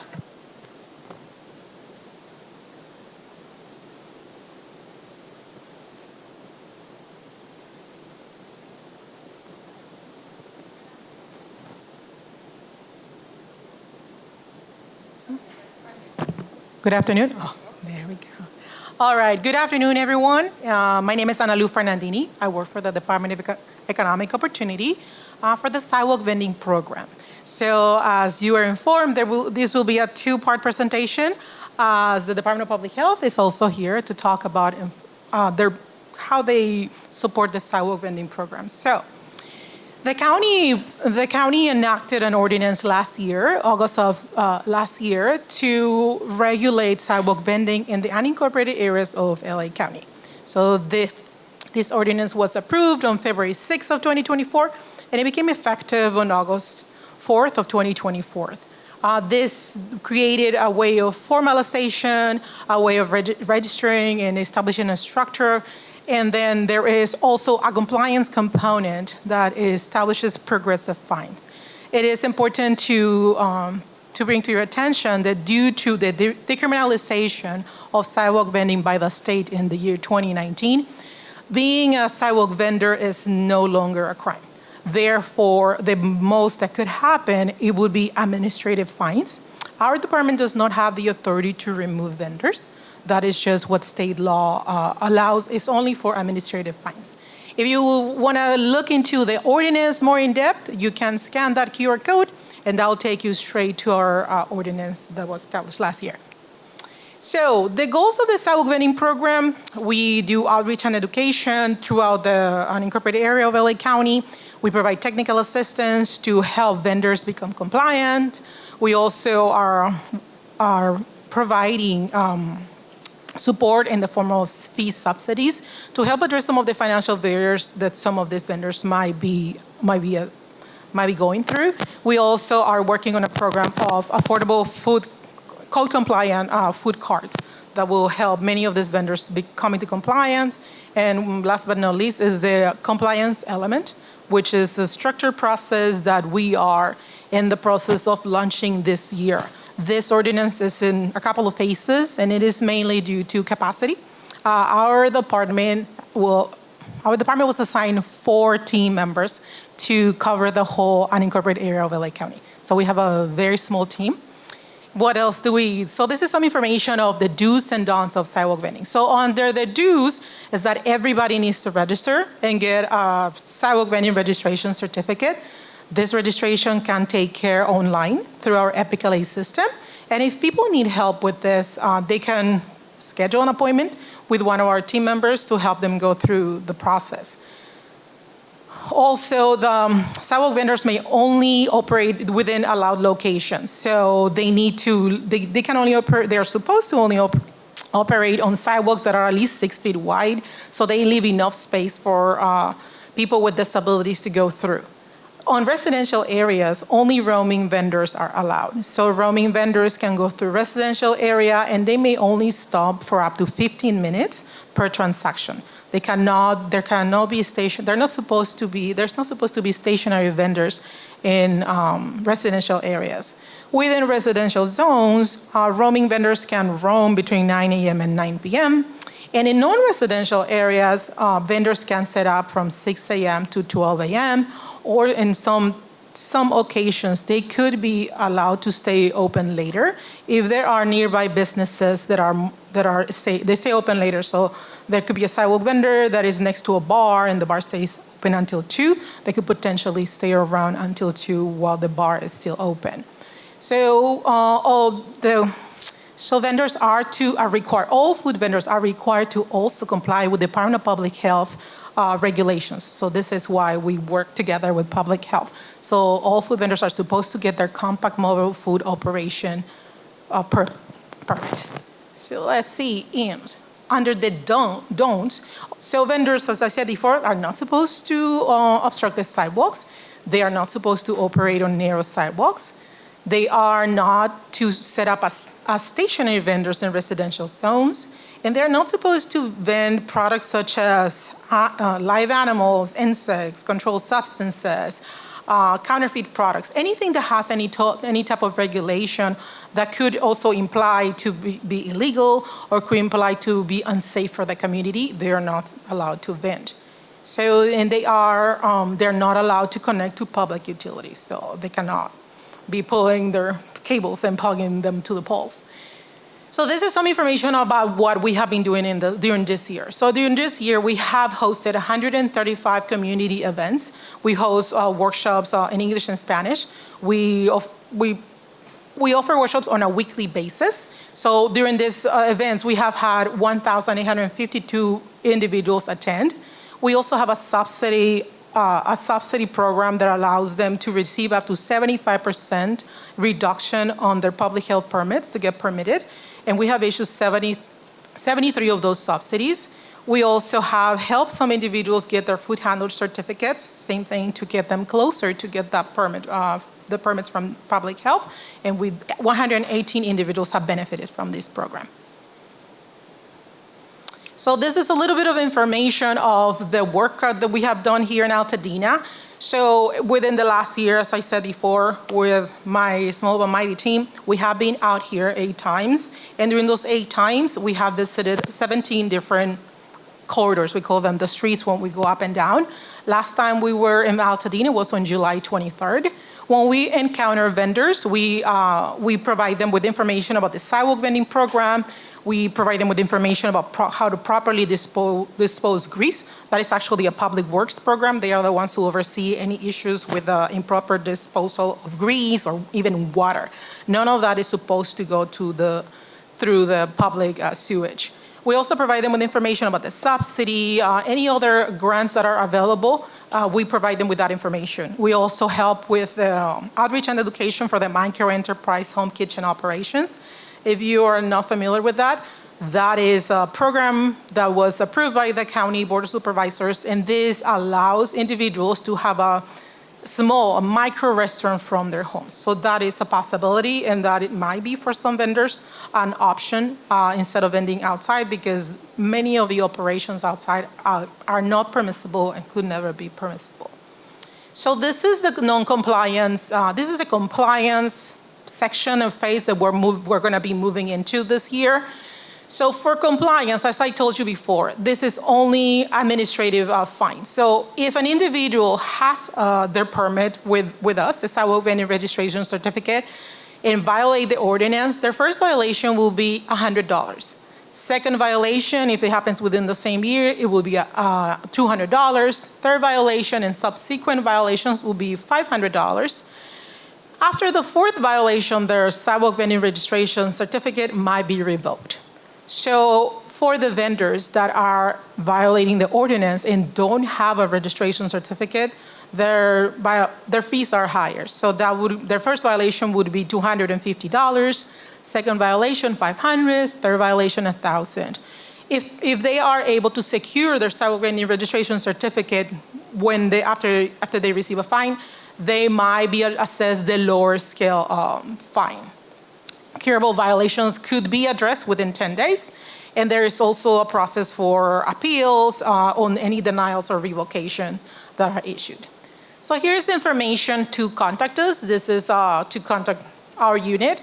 Also, if you scan this QR code, you can go into a link or where we receive our complaints. So if you have any complaints that you would like for us to look into regarding sidewalk vending, that is the QR code where you can file your complaints. And that's it. I'm sorry? Okay, we're going to talk about that in just a second. So first of all, appreciate the information. Second of all, I don't know that we really needed to go over the ordinance again because it's now been in place for a year. My question is really, I thought, and we were under the impression that the taco vendors are illegal in the state of California regardless of this ordinance. Is that true? They are non-permissible. The big time pop-up tents, you are correct. Okay, so go ahead. Like it everywhere that they are. Okay, so then we're going to have public health come up and talk about the enforcement. And we're going to keep our comments specifically to the taco vendors, if we could, please. Thank you. Good evening, Council. Good evening, community. Thank you for having public health here to speak on our enforcement, sidewalk enforcement activities. My name is Gail Morrison, and this is Cindy Chen. She's chief of the mobile food program, who has all the inspectors, not enough, but as many as she can have to tackle the complaints of the taco vendors that are out there. I'll just give a brief background of what we do, and Cindy will share the activities that have taken place. Briefly, when we receive a complaint about an unpermitted taco stand or an unpermitted food stand on the sidewalk or even on private property, we do always try to go out with law enforcement. It is something we have to arrange with law enforcement when we inspect these taco stands. And what we do when we get to the stand is we assess to see whether they have a permit. More than likely they do not, because we do not permit this type of operation. But we check, do they have hand washing? Are the foods handled safely? Do they have hand washing? I'm sorry, I said hand washing. Do they have anywhere to go to the restroom and whatnot? And then food temperatures are really important, because if you don't have the right refrigeration unit, you're just keeping the food temperatures. Can I just ask warm. a question? Sure. Yes. Why are we doing that? If they're not permissible in the state of California, it doesn't matter if they have hand washing, it doesn't matter, the rest of this doesn't matter. So we are in a crisis in Altadena where we have very few businesses open that we are trying to support. I and the rest of this council and those people sitting out here want the taco vendors gone. If it is an issue that we need additional help from the sheriff's station, then we can take that up with the sheriff's station. But we're now a year into this ordinance, we're 8 months into this fire, and them taking the business away from our legitimate brick and mortar businesses is shameful. So whatever we need to do, if the county, we need to go to Supervisor Barger's office, whatever we need to do, but we have got to focus the attention on them. I don't care about the fruit stands, I don't care about the flower stands, those folks I'm not worried about. We are worried about, and we know exactly where they are, we know who they're run by, we know that she is operating a cartel practically. And so we have got to address this issue systemically in the town of Altadena. Please go ahead. We understand. And part of it is, if we see unsafe food, being served to the community, we're going to confiscate that food as well. But I think the issue is the confiscation of the food is not enough. And we know that from what Pasadena is doing, that if we do not confiscate their equipment, they just come right back with the food. So is there a equipment confiscation part of this arm of enforcement, or no? At this time, for public health, it is our policy not to take away or confiscate the equipment at this time. But I'll go ahead and go into what we have done this year, and Cindy Chen will provide an update. Hi, I'm Cindy Chen, and I'm the chief for the mobile food program. And I just want to explain that Gail was trying to explain that what we do as an enforcement program. So what happened is we receive complaints for the public. And in fact, I'm going to give you guys our phone number at the end so you guys can call and to lodge in the complaint. What happens is once we receive the complaint, we go out just to survey to see if in fact that they are there. Now, if we know that they are there, then we make arrangement with the local enforcement, law enforcement agency. We don't go out by ourselves, we go out as a team. And usually we go out between 5:30 to 10 p.m. and that's where they show up. Now, some of the Altadena issues are more like daytime. Then we still go out. We could make the arrangement to go out to take a look at it to see if they're there. And most recently, I just want to give you some data that we have, okay? And last year, August 2024, we ran the numbers. We only received 18 complaints. And I think maybe it's because everybody's aware of the situation, but no one is calling us. And we do go out to look at these complaints. We were able to investigate and close out 11 complaints. And currently, there's still 7 complaints still active in our system.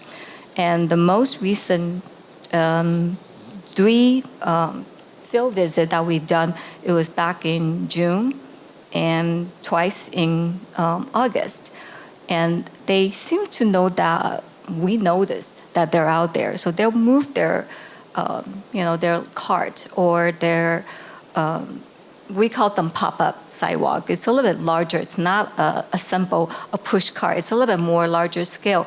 They're parked elsewhere is not very obvious. Where before they might be up in Altadena Drive or Lake, it's more visible. But now they're hiding a little bit. But we appreciate when you guys call us, and we will come out and take a look at it. Back in June, we went out to 11 sites, and we only found one actual corner that they did have what we call unpermitted sidewalk food restaurants. And we did take temperature and we disposed of food. We cannot confiscate their equipment currently, okay? And I know that's where the most frustration, that this community might feel very frustrated. But I think maybe in the future, things might be changing, where the community and the county can work together. But I think a lot, it's on the, I hate to say this, but community, if they can help us, we definitely will welcome that kind of assistance. We just can't take their equipment. Chair.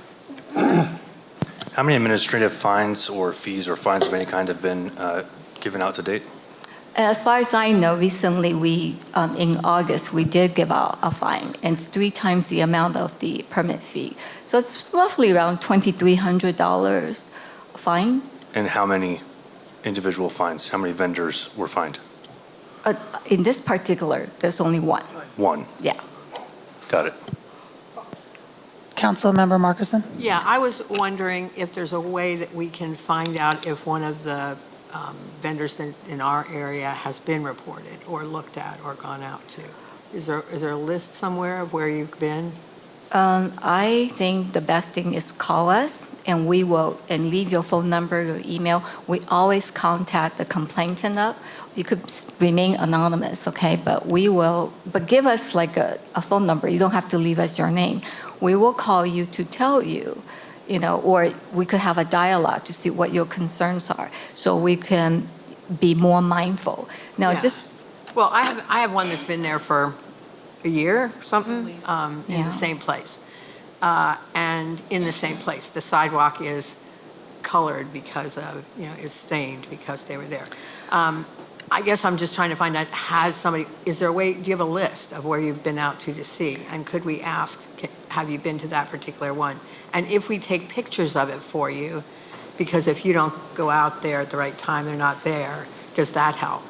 Yes, definitely it will help. In fact, recently, not in this community, we have vendors are targeting children on their way to go to school, after school. So, we will be happy to go to the school to have a talk with the children, because what happened is sometimes reaching these children will be be the best, because they're the one who's spending the money buying the food, Exactly, and that's why we want to do a lot of outreach program. And when we do go out to do the enforcement, we also talk to the vendor and trying to, give them the road map to becoming legalized, so they know how to properly handling the food. And I think as a community, we all have to come together to resolve these issues, because there's only limited resource we can do, and I'm hoping that the community can also come together and to say, hey, don't buy the food down on the street, but go to our local, permitted restaurant. We need to help them, because this community suffered a lot since January, and I think if we come together, and I think that would be very helpful as well. Yeah, we had the guys that were clearing plots eating there. Yeah, So we had admonished everyone to not eat there. Okay, we are moving up on. Yeah, if I could, so you're going to give us a number that we can call, and then you'll be able to tell us whether you've been out to that location. Okay, go. Yeah. Yes. It's Washington and Altadena Drive on the southwest corner. In front of the 7-Eleven. We'll take a look at that. Okay, our complaint to call in for our the complaint phone number is 888-700-99 9995. I'll repeat again, 888-700-9995. Great. Okay, thanks, Diane. And then Councilmember Arnzen? Thank you. First of all, I want to say you're getting the brunt of the frustration because this is long gestating prior to the fire, and I really appreciate you being here. I just want to express that, and to our friends with the Department of Public Health. But with that said, and this isn't directed to you, I'm going back to Chair Knapp's statement, we need to know who we can get to enforce this that will be effective. And I'm not saying you're not effective, but I know how your hands are tied. And we need to know what we can do as a council to get this taken care of, because you're walking into this room. What you don't know is two years ago we were having this discussion. We had an elderly couple sitting on their porch for 40 years, and all of a sudden they couldn't sit there anymore, and they had grease dumped in their yard. So you don't need to hear these personal stories, but what you need to know is this community has come together. We came together way before the fire to try to push against this. What we haven't gotten is your department or enforcement saying, this is how we can solve it. So here we are a year and a half later, hearing the same things. And again, you're getting the brunt of the frustration, but we've been saying this over and over. So maybe come back, send the same people back so that we can say, why haven't you done anything? Because you, of course, only found 1 out of 11, because by the time your process goes through, those 10 have moved on or switched or heard it's happening. We need to know that we can call a number and within an hour they can come. And I know there was talk of contracting with Pasadena to do some of this enforcement. Whatever we need to do, we need immediate reaction to it. What we don't need to is thoughtfully go up to them and decide what they're doing wrong. We already know they're illegal. So I just would go back to what she said was, what can we do to take this out of your hands? If you want this in your hands, we have a whole other discussion. But I'm going to guess you don't want this in your hands, or I'm going to give you the benefit of the doubt, and I'm going to ask you, how can we put this in someone's hands that can actually go and enforce? So if you can come back to us with something like that, we would love to go to bat for that. We will take your concerns back to our administration and we'll contact you guys. Thank you for that. Okay. And we really do appreciate you being here, honestly. We do. I understand this community, and we really appreciate you inviting us back. And I know it's very frustrating. But please be patient with us. Okay. Well, okay. Listen. I mean, we're on 2 years of Yeah, patience. we're 2 years of patience, and we're 8 months past a fire. Yeah, Okay. we're a little dangerous right now. Yeah, So, okay, hold on. Rule of order. Go ahead, council member, you. I just have a quick question. When you mentioned, Councilmember Marcuson mentioned the sidewalk was stained with grease, and you talked about fats, oils, and grease. I went to one of the sites. It definitely does not meet fire code. It's leaving the people using the gas station at a huge safety risk. Are you making referrals? And when you're making referrals, are they getting followed up to make sure that codes are being complied with to keep the public safe as well, in addition to all your public health codes? When we do go out, if we find there's a possibility that they're disposing any stuff into the storm drain, we make a referral to flood control, the county flood control, and they will have to do investigations. We try to show them, take pictures so we can identify who's possibly disposing any grease or food or any wastewater down to the storm drain. Now, we also will sometimes we make a referral to the local fire department. It's a fire hazard because sometimes they have those propane tanks, they're not chained, and they have these big, I don't want to say bonfire, but they look kind of scary and blocking the normal sidewalk. Yeah, of course we're gonna notify the fire department and say, hey, we got something going on over there. Even though we throw away their food, there's nothing they can cook. But believe me, it won't take them too long after when they see us leave, they're gonna circle back and they're gonna bring food back. We know that, and we've been circulating the area, and believe me, we're just as frustrated as you guys are. We wish we could just take all of their equipment with us, but we really need the community to help us to really say, hey, you know what? That's enough. Let's either give them a real big fine, worse than ours, or take their equipment, and that will work. Yep.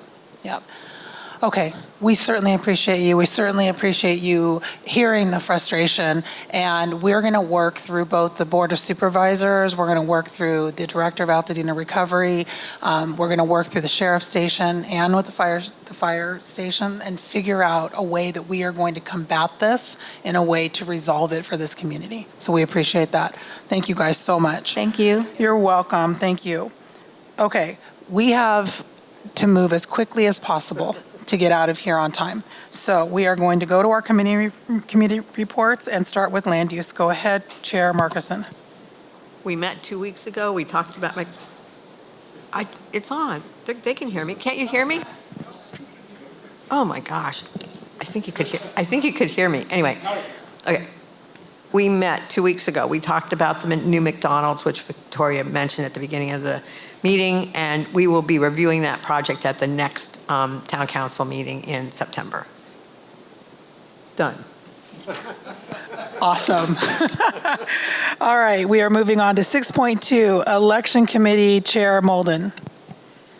So we have an upcoming meeting with the Election Committee, August 27th at 7:30. It's going to be virtual. Our committee members currently are Diane, Melissa, Vi, and Darlene, as well as myself.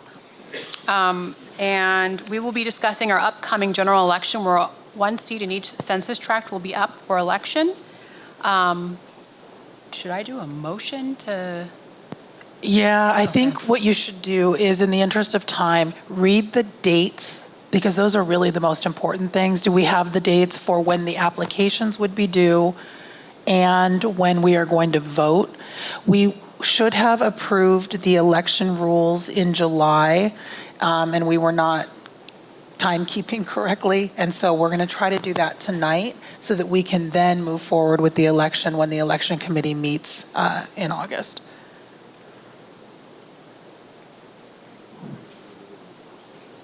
Okay, Isis, we'll move to another report and then look the dates up, and then we'll come right back to you. Okay. Legislative, Chair Morona. In the interest of time, I am going to tell you that the ACONA meeting will be happening next week on Tuesday, August the 26th, 7 p.m. The Zoom link is posted on ACONA, ACONA, online.org. And both representatives from Senator Perez and Assemblymember Harabedian's office will be there to discuss some of the hot topics affecting Altadena, meaning bills that are bills that are going to become legislation or not, depending on what we would like here in Altadena. They could do a much better job than I can discussing the impacts of these bills, so I suggest that you all attend that. It is online, and especially if you have any concerns about certain bills that are forthcoming. Thank you. Okay, go ahead, Councilmember Moblin. Okay, back to the election committee. So the tentative dates that we have is the application deadline will be October 17th. Candidate presentations will be during our October meeting, which will be October 21st.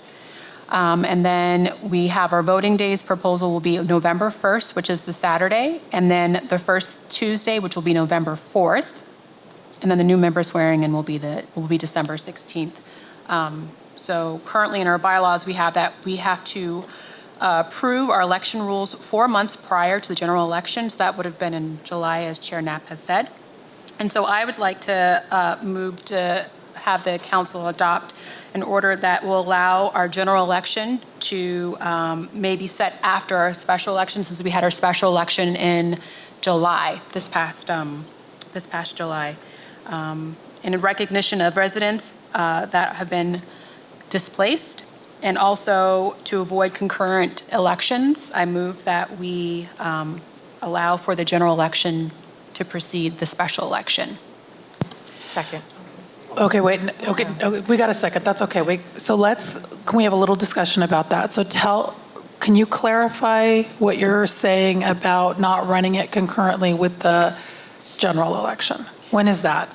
So our special election for the Census Tract 4612 happened in July. Right. And we had the process happen in June with the election, actual special vote happening in July. But that would have been the time that we had to have started the general election, which would have been in June, which is 4 months prior to, July, which was 4 months prior. And so that didn't happen because then we would be having concurrent elections at the time, which wasn't feasible for us. And also, since the general election is for one census tract seat, we want to recognize that some of our residents haven't moved back yet, to give them the opportunity to also run if they'd like to run, and to have it so that we have the submission for candidate happening in October, and then our election will then happen in November. Okay, so I'm still confused. So in October, we're going to have our meeting where they come and speak, right? It'll be 8, at least, we hope, at least 8 people running, correct? Correct. Okay. So October 21st. The special election was just us voting, right? I mean, correct. Yeah, so that wasn't like a real, okay. So if we leave that piece of the conversation out, I think it makes it clearer, right? If we don't talk about what we did for the one seat.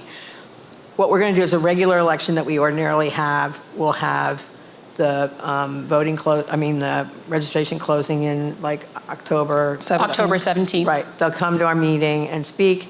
And October 21st. And then the election days will be the November first 1st, and the November 4th, right? Yep. We ordinarily do it on the general election day and then the is? following Saturday. That's what we ordinarily do. I'm just saying. No, I think that we have sometimes done it the Saturday before the general election and sometimes the Saturday after. But how if we're having it on the same day as the election, are we avoiding the election? That's, I think, where I'm lost. Yeah. May I? Go ahead. I think her point was she just wanted to address that we're doing this later and why we did this later. So I think now that we've gotten that point out, the point moving forward, I think we just need to address these dates, and we should throw in that we're addressing our hopes to and configuring how we do this digitally. Yes. So on our election committee meeting on the 27th, we're going to discuss how we can scale the election to allow for mail-in voting, online voting, as well as in-person voting, just to allow as many people to participate in the process as possible. And so we're going to discuss logistics on that, but I'd also like to, since it's not in our bylaws and we're currently working on the bylaws, I think we're meeting on Monday about that, and I'm going to propose some verbiage on that so that the bylaws are aligned with the election rules. Okay. All right. So we had a motion and a second. My only question before we move forward is, are we committed to the Saturday before the general election versus the Saturday after? If we are, okay, great. So motion, second, can I get, how many are in favor of the dates as presented? Say aye or raise your hand. Aye. Okay, is that, anybody opposed or abstaining? You're, okay. Pat is abstaining. Okay, Pat is abstaining, and that's the only abstention. Can we get the ayes again so I can do a count? Ayes, it's everyone but Pat. Everyone but Pat. Okay, thank you. All right, I'm sorry for the confusion, and I'm sorry for the hammering, but I think we're good. Okay, so we'll move forward. Sure, go ahead. You are going to have the election rules, because there's the whole thing. When will that be presented? Our October meeting. I'm sorry, September. Our September meeting, the election rules will be discussed, and then they'll go into effect for the October election. November election. November, I'm sorry. November. See why I'm The next July. election cycle, oh my goodness. Okay, I think we're good. Yeah, and for everyone that is confused, we are behind because of the special election that we ran to fill the vacancy in 4612. Got it. Okay, thank you for that so much. All right, we are talking now with our Renters Protection and Recovery Committee Chair Green. Thank you, Chair Knapp. I'm going to go as quick as possible. Our committee met on August the 6th. We have 7 dedicated members, thank God. And we were able to successfully this month give several renters resources that help them with legal aid and also some food assistance for some seniors. So we're really excited about that. I wanted to actually highlight that apartment that I told you guys about, the Rosetown apartments that are opening up later on this year. please go to the website. It is cpraffordable.com. The units start at $700, and the low 700s, and they go up to $1,100. I am telling you, you know how they say you don't want to miss this. So I really want you guys to go and check that out. That's going to be an incredible resource. We're going to have another meeting. We're working in collaboration with Altadena Tennis Union, who just scored a home run for the renters with remediation. So I'm so excited about that. And then last but not least, we will be having another meeting in October. I don't know all these days, but October the 8th. All right. Will you give that website one more time for that? It is cpraffordable.com and it's /Rosetown. I'm going to put a big blob on it on our website tonight because they're holding a lottery. I actually sent this out in a newsletter, but they're holding a lottery tonight and tomorrow. So I'll make sure we get that on there for you guys. So go tonight, all right, and we'll have it on there, right? Right? Yep. Can we do it? Yep, All yep, right. yep, if you get it. All right. All right, thank you so much. The Communication Committee, Chair Arns. Thank you, Chair. I'll make it really quick. I'm just encouraging people to go to the Block Captain program. You'll find it on Altogether with an A, ALTAGETHER.org. I'm pushing that because it's our most effective way to get a hold of all of you. You might be in one of the gaps, and then they'll find a block captain for you, but this will be the way for them to get information out to every door, to every citizen. So we're pushing the block captain program. Thank you, Chair. Thank you so much. I'm up next. The Altadena Town Council is proudly celebrating its 50th anniversary. That is coming up on October 11th. The date is the actual date that the elections were held in 1975. That is a Saturday. The event will be here at the community center. It's going to look a little different than it had when we were planning it in 2024. It will include a resource fair. It will include family fun and activities. And the resource partners will be everyone that services Altadena that is available to come that day. So again, it'll be here in the community center, October 11th, 12 to 4. Yeah, No, outside as well. So 12 to 4. Oh yeah, it says it right on my thing. Okay, so, oh my goodness, it's late. So anyways, we welcome the entire community to come out and celebrate with us, and then get the information that you need while you're here. Moving on, our Education Committee, Chair Molden. So school is back. We came back on the 18th yesterday. And I want to just make this real quick, but I'd like to encourage anybody who lives near a school to join the PTA. I know that you may not have a kid going there, or you may not be, seeming like you're involved, but I especially encourage those residents that live around Jackson to join the PTA because it'll let you know when your streets are going to be taken over with parking.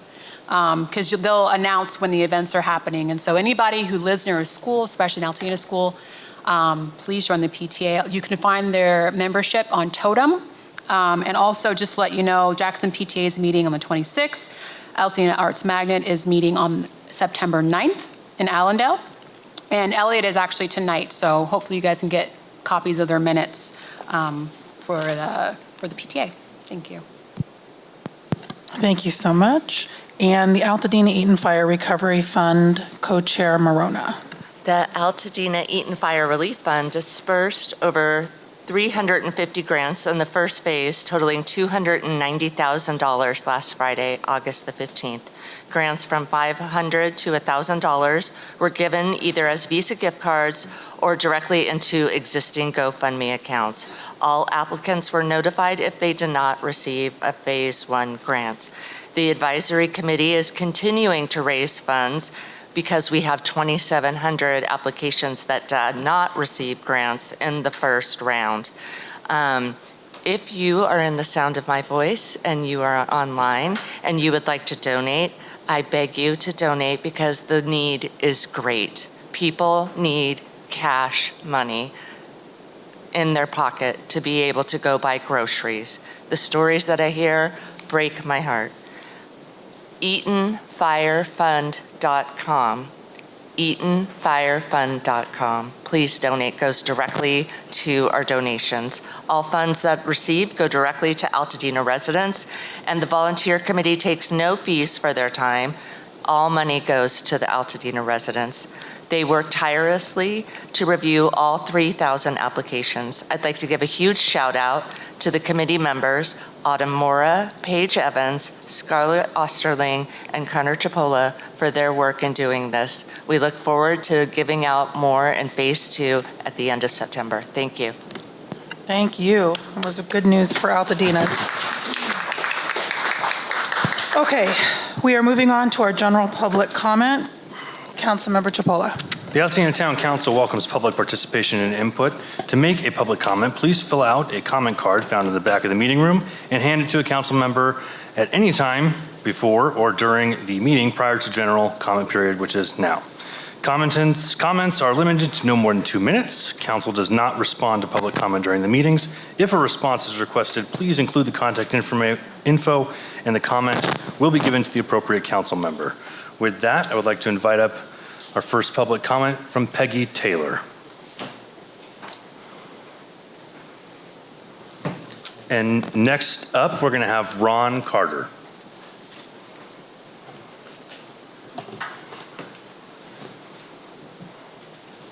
Good evening. I am representing the Friends of the Altadena Senior Center. Dale La Casala was here last month, and she put out a plea for organizations who had space that they could share with us. We are immensely thankful to the Department of Parks and Recreation for sharing their space for the center. That space is still not sufficient for the programs and services that the seniors were accustomed to prior to the fire. We still have classes and programs at other facilities that people are sharing with us temporarily. I would like to report that we did get 3 responses. Unfortunately, those places will not work because we have to be mindful of county response requirements. And these three organizations were absolutely wonderful, but the space was not ADA compliant, so we can't put our classes and programs in those places. So I'm throwing it out again. We're still looking. We're still excited about facilitating services to our seniors. The other thing that we want to let you all know is that we have asked the county to, they cleared the lot, that's wonderful, but they had gardeners that took care of the lot before the fire. We believe, not just the Friends of the Altadena Senior Center, but the seniors who use that facility, there is no reason why the county cannot continue to maintain that property. The building that did not burn, that they took care of, now has oak tree leaves on the top of it. And if you want to prevent having to spend money, this is a good way to prevent having to spend money because now the roof is rotting. The last thing we want, we have a praise report. A senior organization in Northern California, Morro Bay, gave us money because they were sympathetic with our people being all over the place and not having their supplies. We are going to use those supplies that money when we find a place to stay so that we can store the supplies for the different classes. Thank you. Thank you, thank you. And thank you for all the great work that the Senior Center is doing. We appreciate it. Next up, we have Ron Carter. After Ron, we have Heidi Adams. Good evening, Altadena Town Council members, and good evening, Altadena community. 8 months ago, the first official town hall meeting right after the Eaton fire was held at New Revelation Church in Pasadena. At that meeting, the county was there, the fire department was there, Army Corps of Engineers, and the Sheriff Department and SBA. It's a very good meeting. At that meeting 8 months ago, I asked the question, who is responsible for the rebuild of Altadena? Pacific Palisades had Steve Soberoff at the time. He was in charge of all of the building and all of the build back in Palisades that's going to happen. We didn't have anyone. No one can answer that question. As a matter of fact, after the meeting, the fire chief came to me and he said, you ask a good question because you know what's going to happen. Fingers are going to be pointed about who did what and who didn't do what, and nobody is going to be responsible. We don't have anybody responsible. To date, Altadena still doesn't have a chief recovery officer. We need one. There's a lot of meetings taking place around this city. Some of them are duplicated. You go to one, it's like you're going to the same thing over and over again. People are getting frustrated. It's been reported that after 7 to 9 months, people start getting depressed about these fires. And so we in Altadena, we have to do something. There's a lot of great things happening here, but they have to be aligned because people are frustrated and we need a chief recovery officer.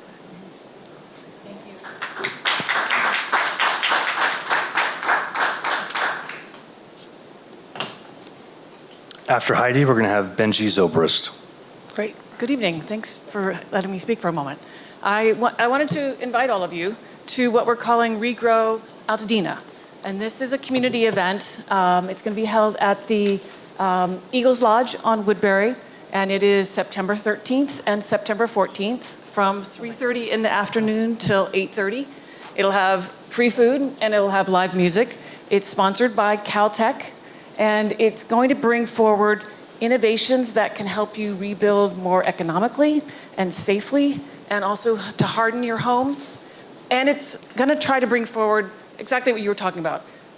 Altadena's biggest asset, which is its voices, its people, the knowledge and the information that's here amongst this group, bringing them forward into panel conversations. So if anybody wants to join our panel conversations, we've got them on the future of Altadena. We have them on people-friendly, people-focused transportation. We have them on home hardening. We have them on rebuilding. We have them on fire, adaptive vegetation and heat islands. We have them on light equity, street lights and how they interface with our natural habitats and how are they going to be dark sky compliant. So any conversations like that people of and want to inspire to come talk to us and be with us, you can find me and I'm happy to talk to you. Thank you.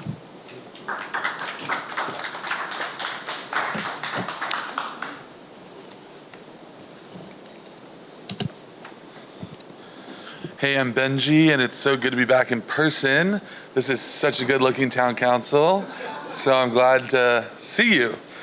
I would like to warmly invite everyone in this room and your neighbors to a event that I'm coordinating. It's my brainchild, called Altadena Dreams, a display of beauty and hope. It's going to be Sunday, August 31st from 12 p.m. to 2 p.m. And we're going to gather together to eat and create. It's a free barbecue. My friend Tyson is going to be doing brisket. He's from Texas. It's amazing food. We're going to have drinks. We're going to have desserts from my friend Caitlin, who has a bakery.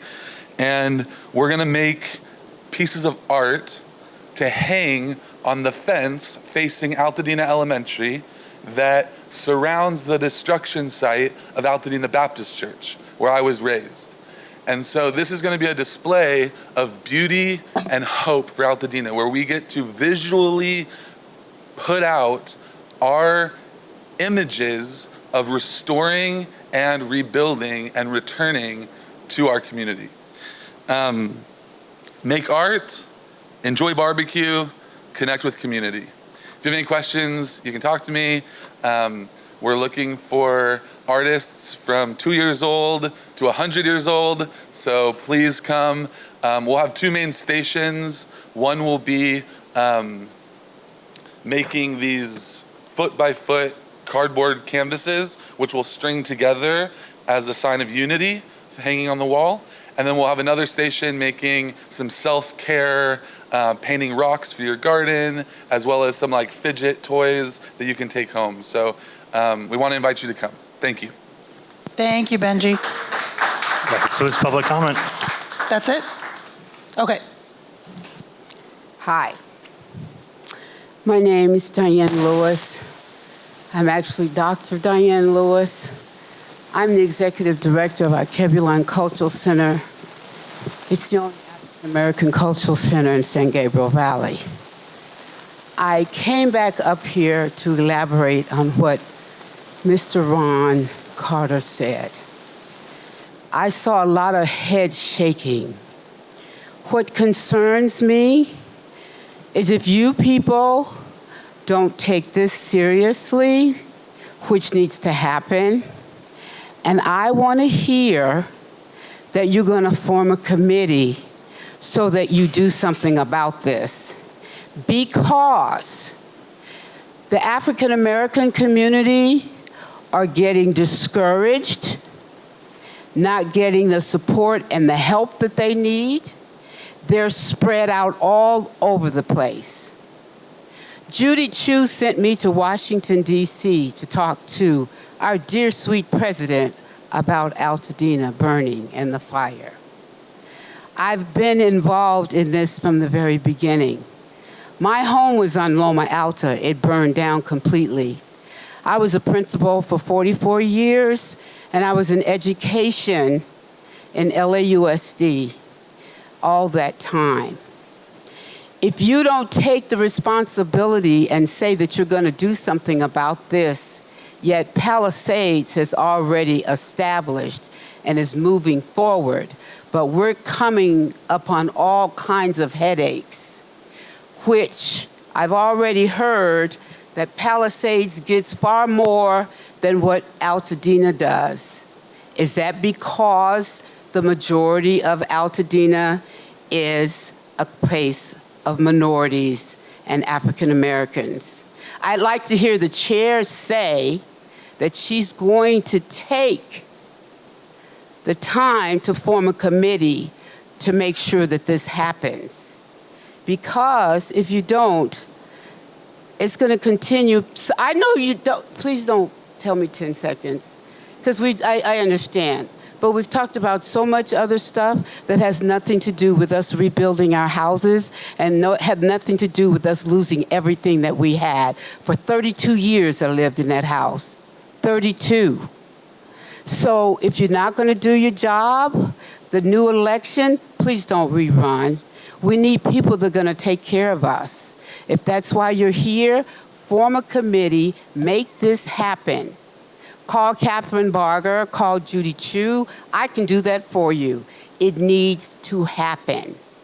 ASAP. We can't don't play around with our lives. I'm kind of tired of it. Really, I'm tired of it. Thank you. Is that it, Carr? Okay, we're moving on to census tract reports, 4602. Is that you? That is me. I just wanted to give an update on information for the community to know about the Mariposa Junction area. We've got McGinty's Gallery is transitioning to the name Gallery at the End of the World. This will be a cultural center with intentions of creating a gallery exhibit space. They are having a huge liquidation, if anybody's interested in collectibles. That will be on August 22nd, 23rd, and 24th, 9 to 3. And Bernie Restaurant, as mentioned, has switched to the name of Betsy. I mention these because in 4602, there is life coming back. And that is it. Thank you, Chair.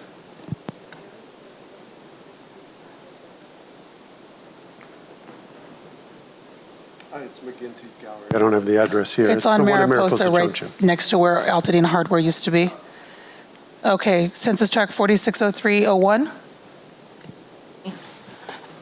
Where last month it was asked about the Lincoln Bridge, the fact that unfortunately that did burn and now is closed. The utilities are working to move the underground utilities under the bridge, and work will begin next week on the bridge beginning in September. They hope to have it done by the end of September and are giving an official date of October the 15th to get that done.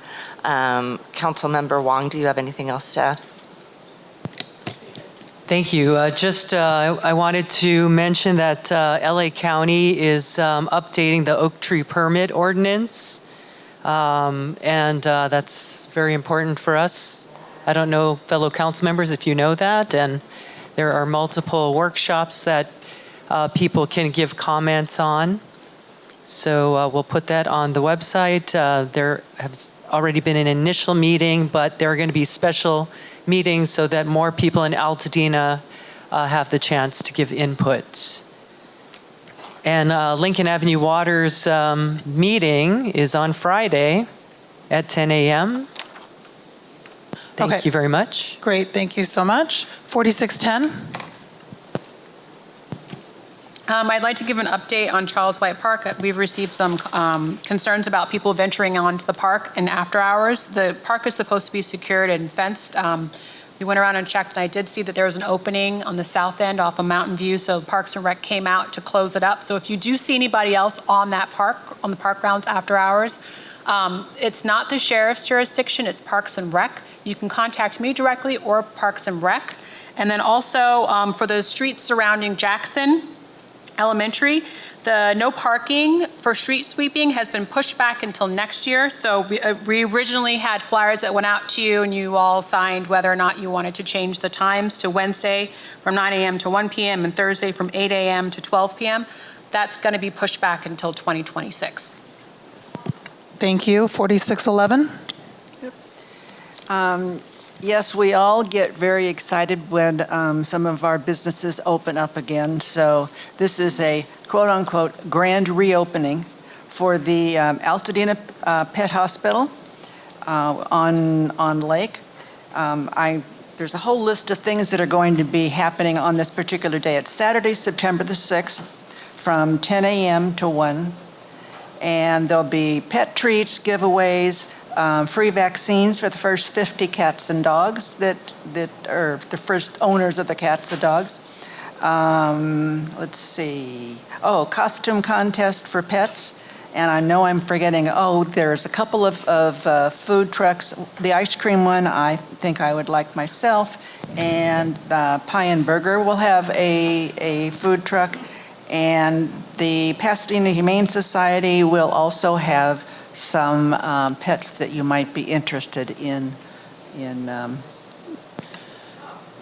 Great. Bringing into your house. Yep. Thank you for that. Thank you. And before I entertain a motion to adjourn, I just want to make a comment. We generally don't respond to public comment during our meetings, but I want to make something clear. You met Anish Saraya tonight. Anish is the director of Altadena Recovery, and he's been in place predating the person that was just put into place in the Palisades. So I encourage anyone who is seeking information, looking to coordinate or consolidate rebuilding efforts to please, please, please reach out to him. He is active every day in this community. We were just at a groundbreaking yesterday in 460301.